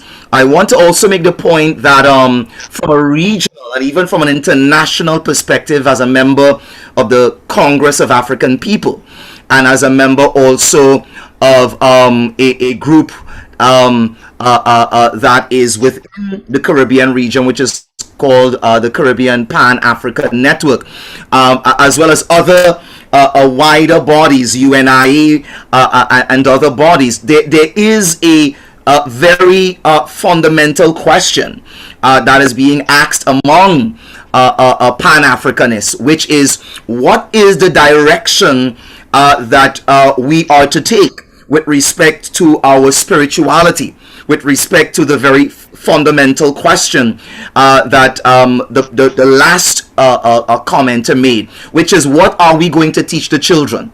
I certainly want to thank Sister and Queen Adis for her contribution, for her conversation. Certainly the chair of all mansions of Rastafari for a very a fantastic contribution as well. Sister Vanda, my Hebrew Israelite sister, for the contribution, and all of the others. But I want to make the point and then ask a question. I want to first make the point that within the Pan-African movement there is a schism at this point in time, as not only the AU but the heads of kingdoms and the heads of chiefdoms meet all across the African continent. One of the salient questions that is being asked right now in the underground is Ethiopia and the other Christian nations to be included within the greater Pan-African network because of their appreciation and their use of the Abrahamic faiths and the Abrahamic traditions. And so this question goes beyond just Rastafari, and while it certainly speaks to the cut and thrust of fundamental Rastafari issues, I wanted to announce that it's also a part of a broader Pan-African conversation. And some are of the belief that all things biblical, all things Abrahamic must be divorced, while others maintain that no, in making that sever, in divorcing, we lose a lot, because the Abrahamic faiths are certainly rooted in African philosophical and spiritual systems, while they have indeed been redacted and in some instances interpolated, in some instances used through white supremacist lens as a source and tool of oppression. I cannot help but notice and agree with the informants that Brother Nigel spoke to, that indeed that there is, as it were, what we would call within that framework an Afrocentric interpretation and overstanding and understanding of saying that can indeed allow us along the path of liberation theology, the liberation theology that the esteemed elder Bongo wisely spoke to. At this point, I would want to ask the brothers who are here on today, as well as the other kings and queens.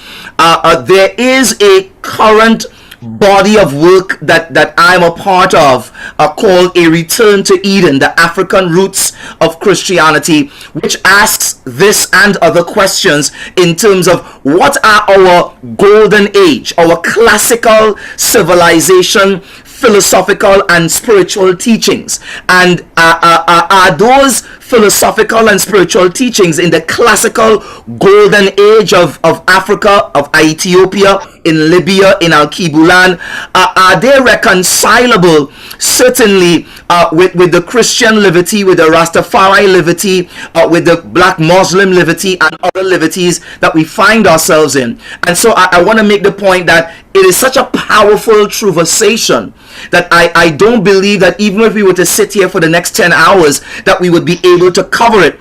And so I want to thank the gracious host in Ankoma Jed for creating the platform and creating the opportunity for ones-on-ones to have this conversation, but at the same time make the point that there is a lot of scholarship where I am utilizing DNA, where I'm utilizing, as it were, archaeology, where I'm utilizing anthropology, where I'm utilizing Kemetic records and other pan-African documents to show that the Hebrew Israelite community is indeed African, and beyond it being African and a part of the Kemetic and the Kushite experience, that the Rastafari community certainly is a continuation of that ancient tradition, and they are not divorced from one another, but certainly there are some data points that has not made their way to our history books and our scientific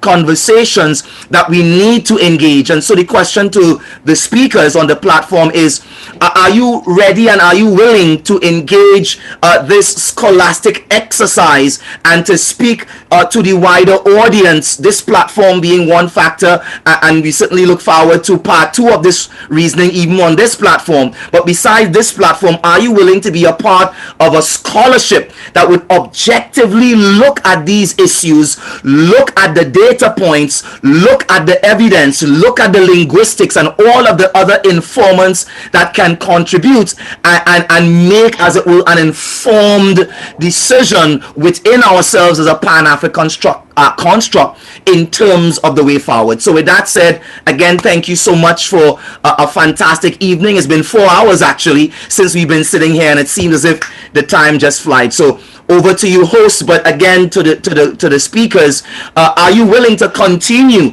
this conversation and to do that important investigative work so we can bring out all of those historic and scientific and sacred receipts that do exist in terms of the process? All right. Well, give thanks again, Brother Kwame Kamau, one of my main brothers in this thing, guidance all the time, and is a wealth of knowledge. So you will pose a question to the brothers there if you're willing to further investigate these things scholastically, or if you have reached like a stagnation or a stop in the studies, you know. Just for Rastafari, you have any commentary to say? No, I gave the floor to Ras Nigel. I'll go after him. Right. Yeah, Ras in Nigel. terms of scholastics and study. 1 second, my brothers. I don't know if it's me or what, but everybody, all the songing kind of low. I don't know if you could talk more directly into the microphone or turn up the levels or what, you know? Yeah, well, I'm doing the same thing as before. You hearing me any better?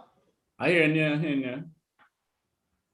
Yeah, just in terms of Rastafari and such things as scholastics and whatever, we all know that we have to research, we have to go on and so forth. That's not without a doubt. But if we are talking about coming to a conclusion, then where we say, oh, we're gonna burn out the Bible is of no good and of no use to us. Once we come to that conclusion, then we must also recognize that what we have is not inconsistent with the history of Rastafari in terms of its growth and development, and it is not consistent. Would not even be consistent with Rastafari, the person that advocated a certain position.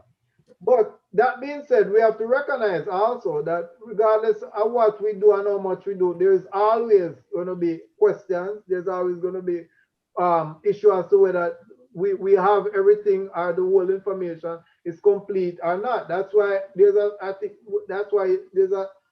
gap, always a gap between religion and science. There's an aspect of it where faith is just dictate a certain reality that is just your reality, right?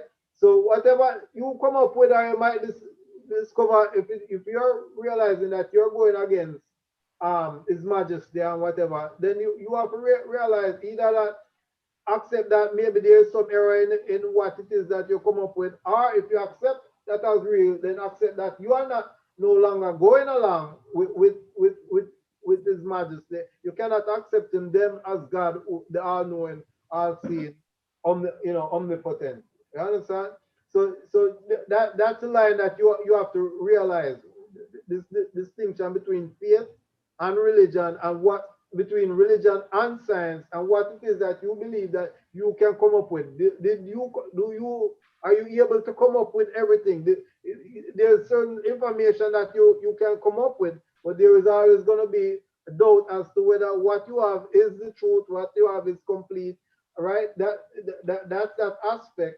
And then you have to try see, well, then if you believe that certain things that you come up with would then contradict Rastafari, then you have to then say, well, I don't belong to that, because what their faith isn't what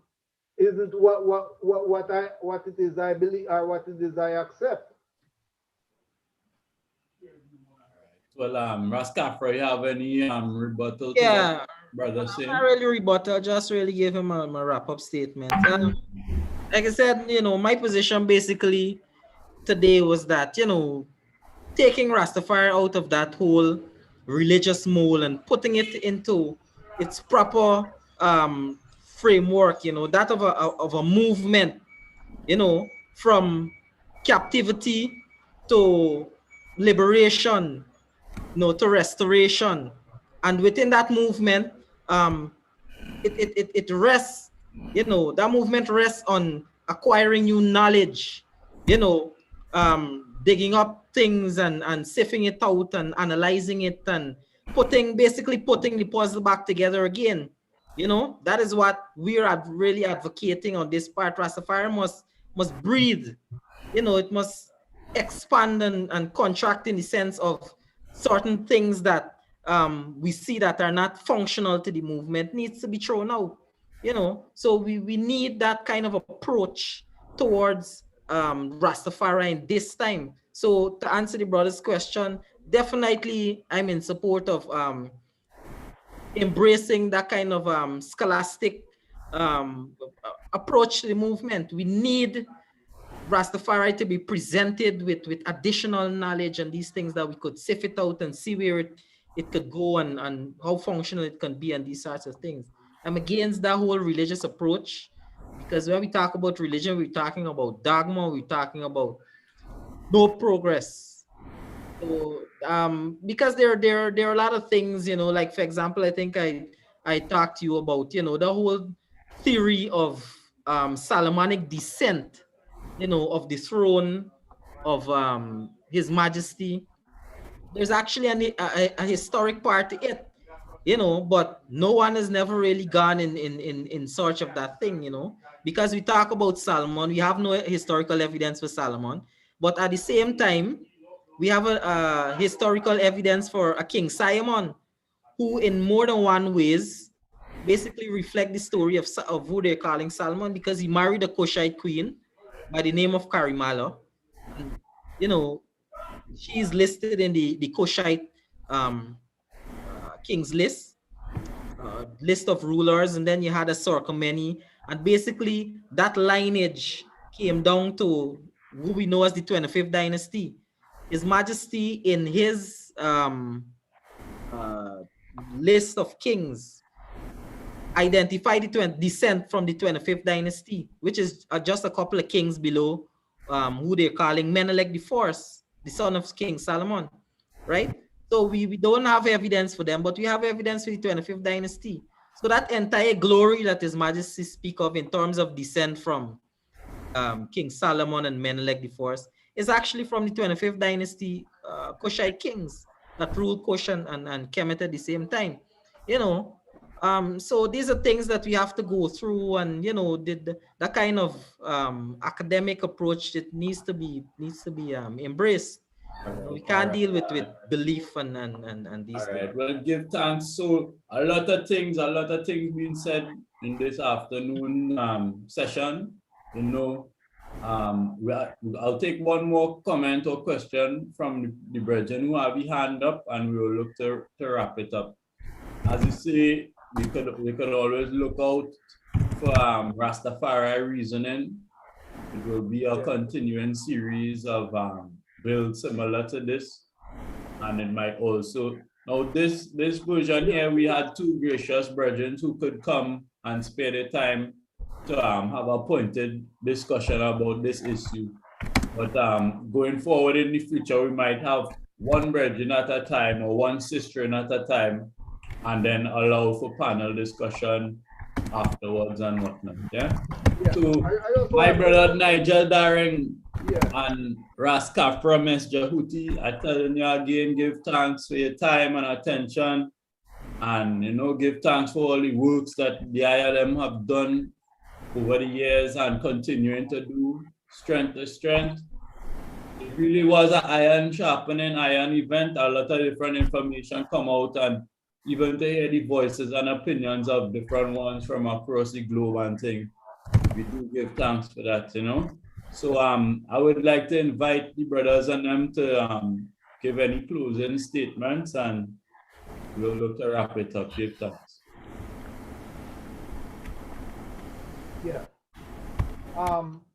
When we are talking about the Bible as to whether it belongs in Rastafari or to the future of Rastafari, we have to also ask what is the DNA of Rastafari, and what is Rastafari really?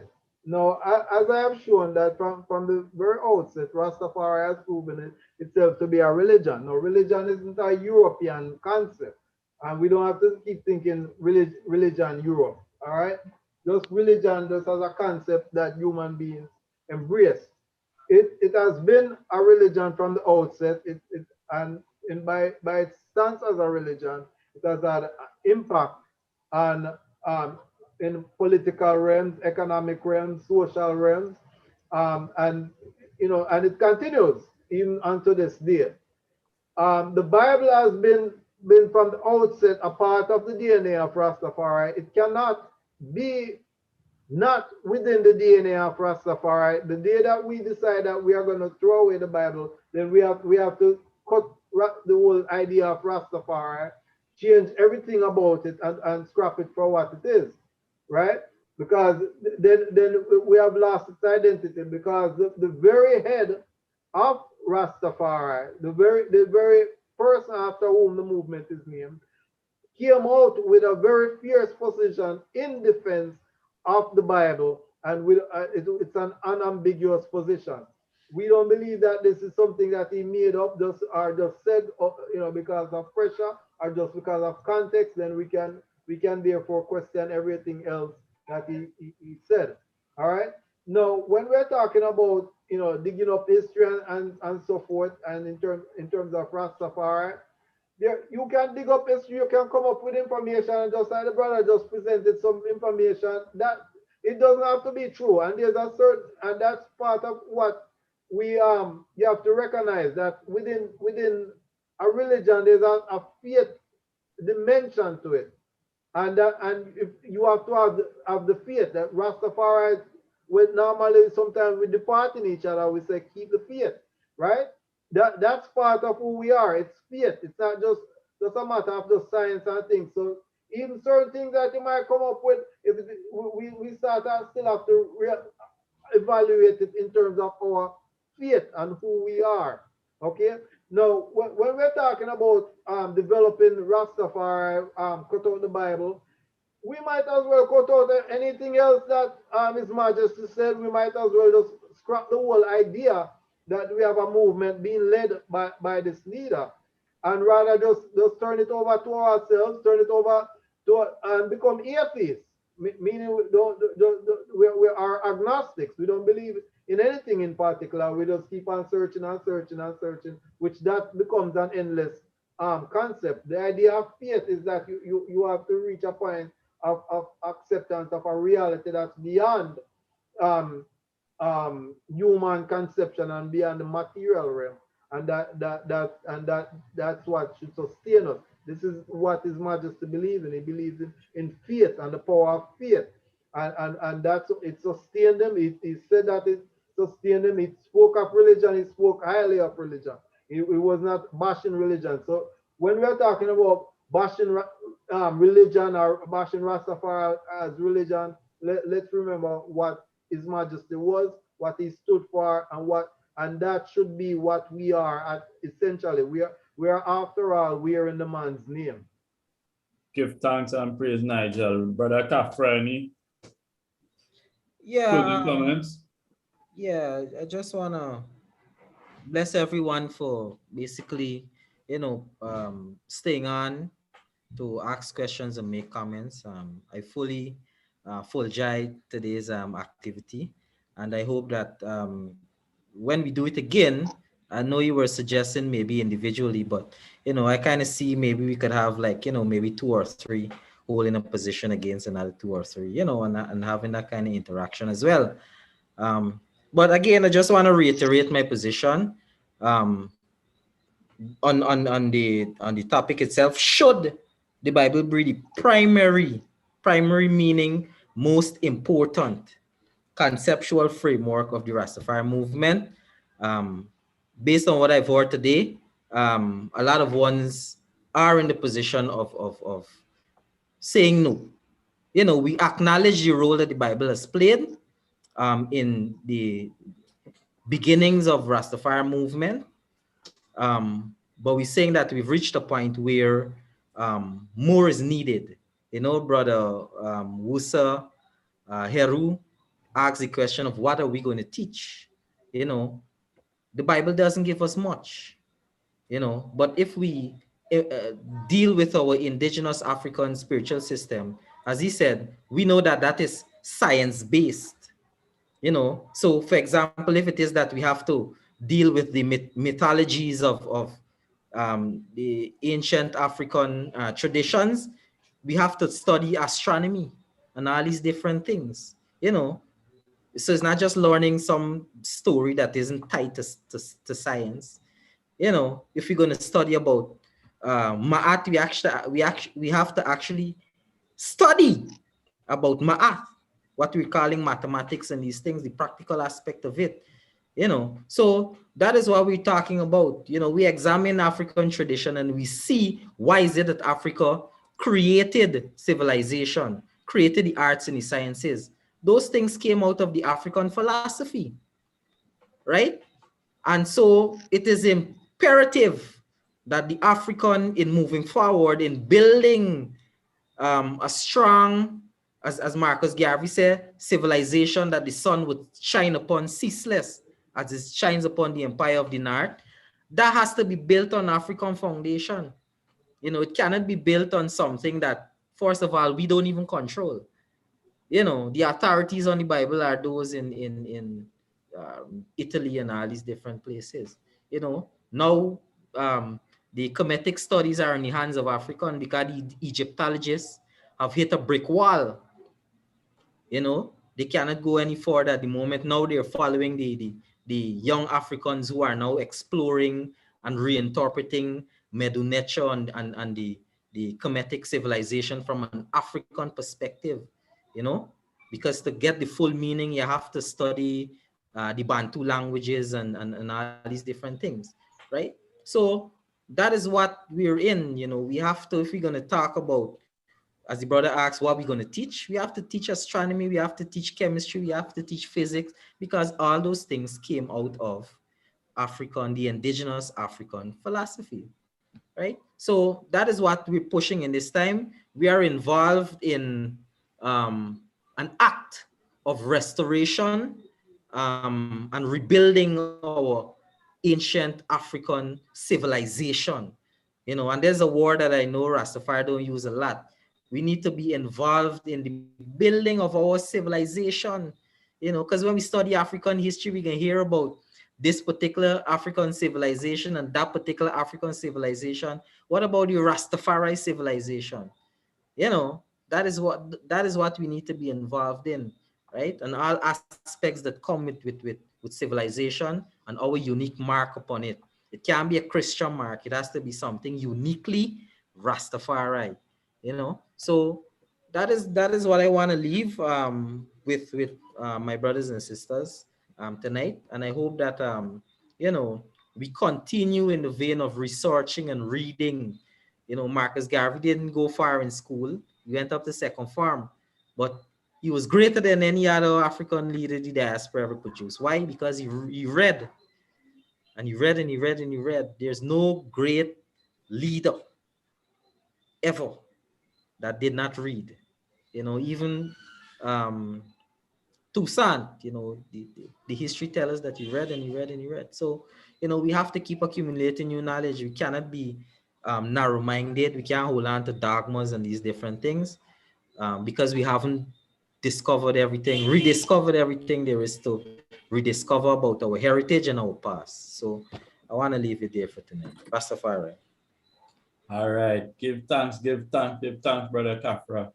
Yet again, I want to say give thanks for everybody who spent time out of this Sunday evening to come and listen to the opinions and hear some different points and study some things in themselves.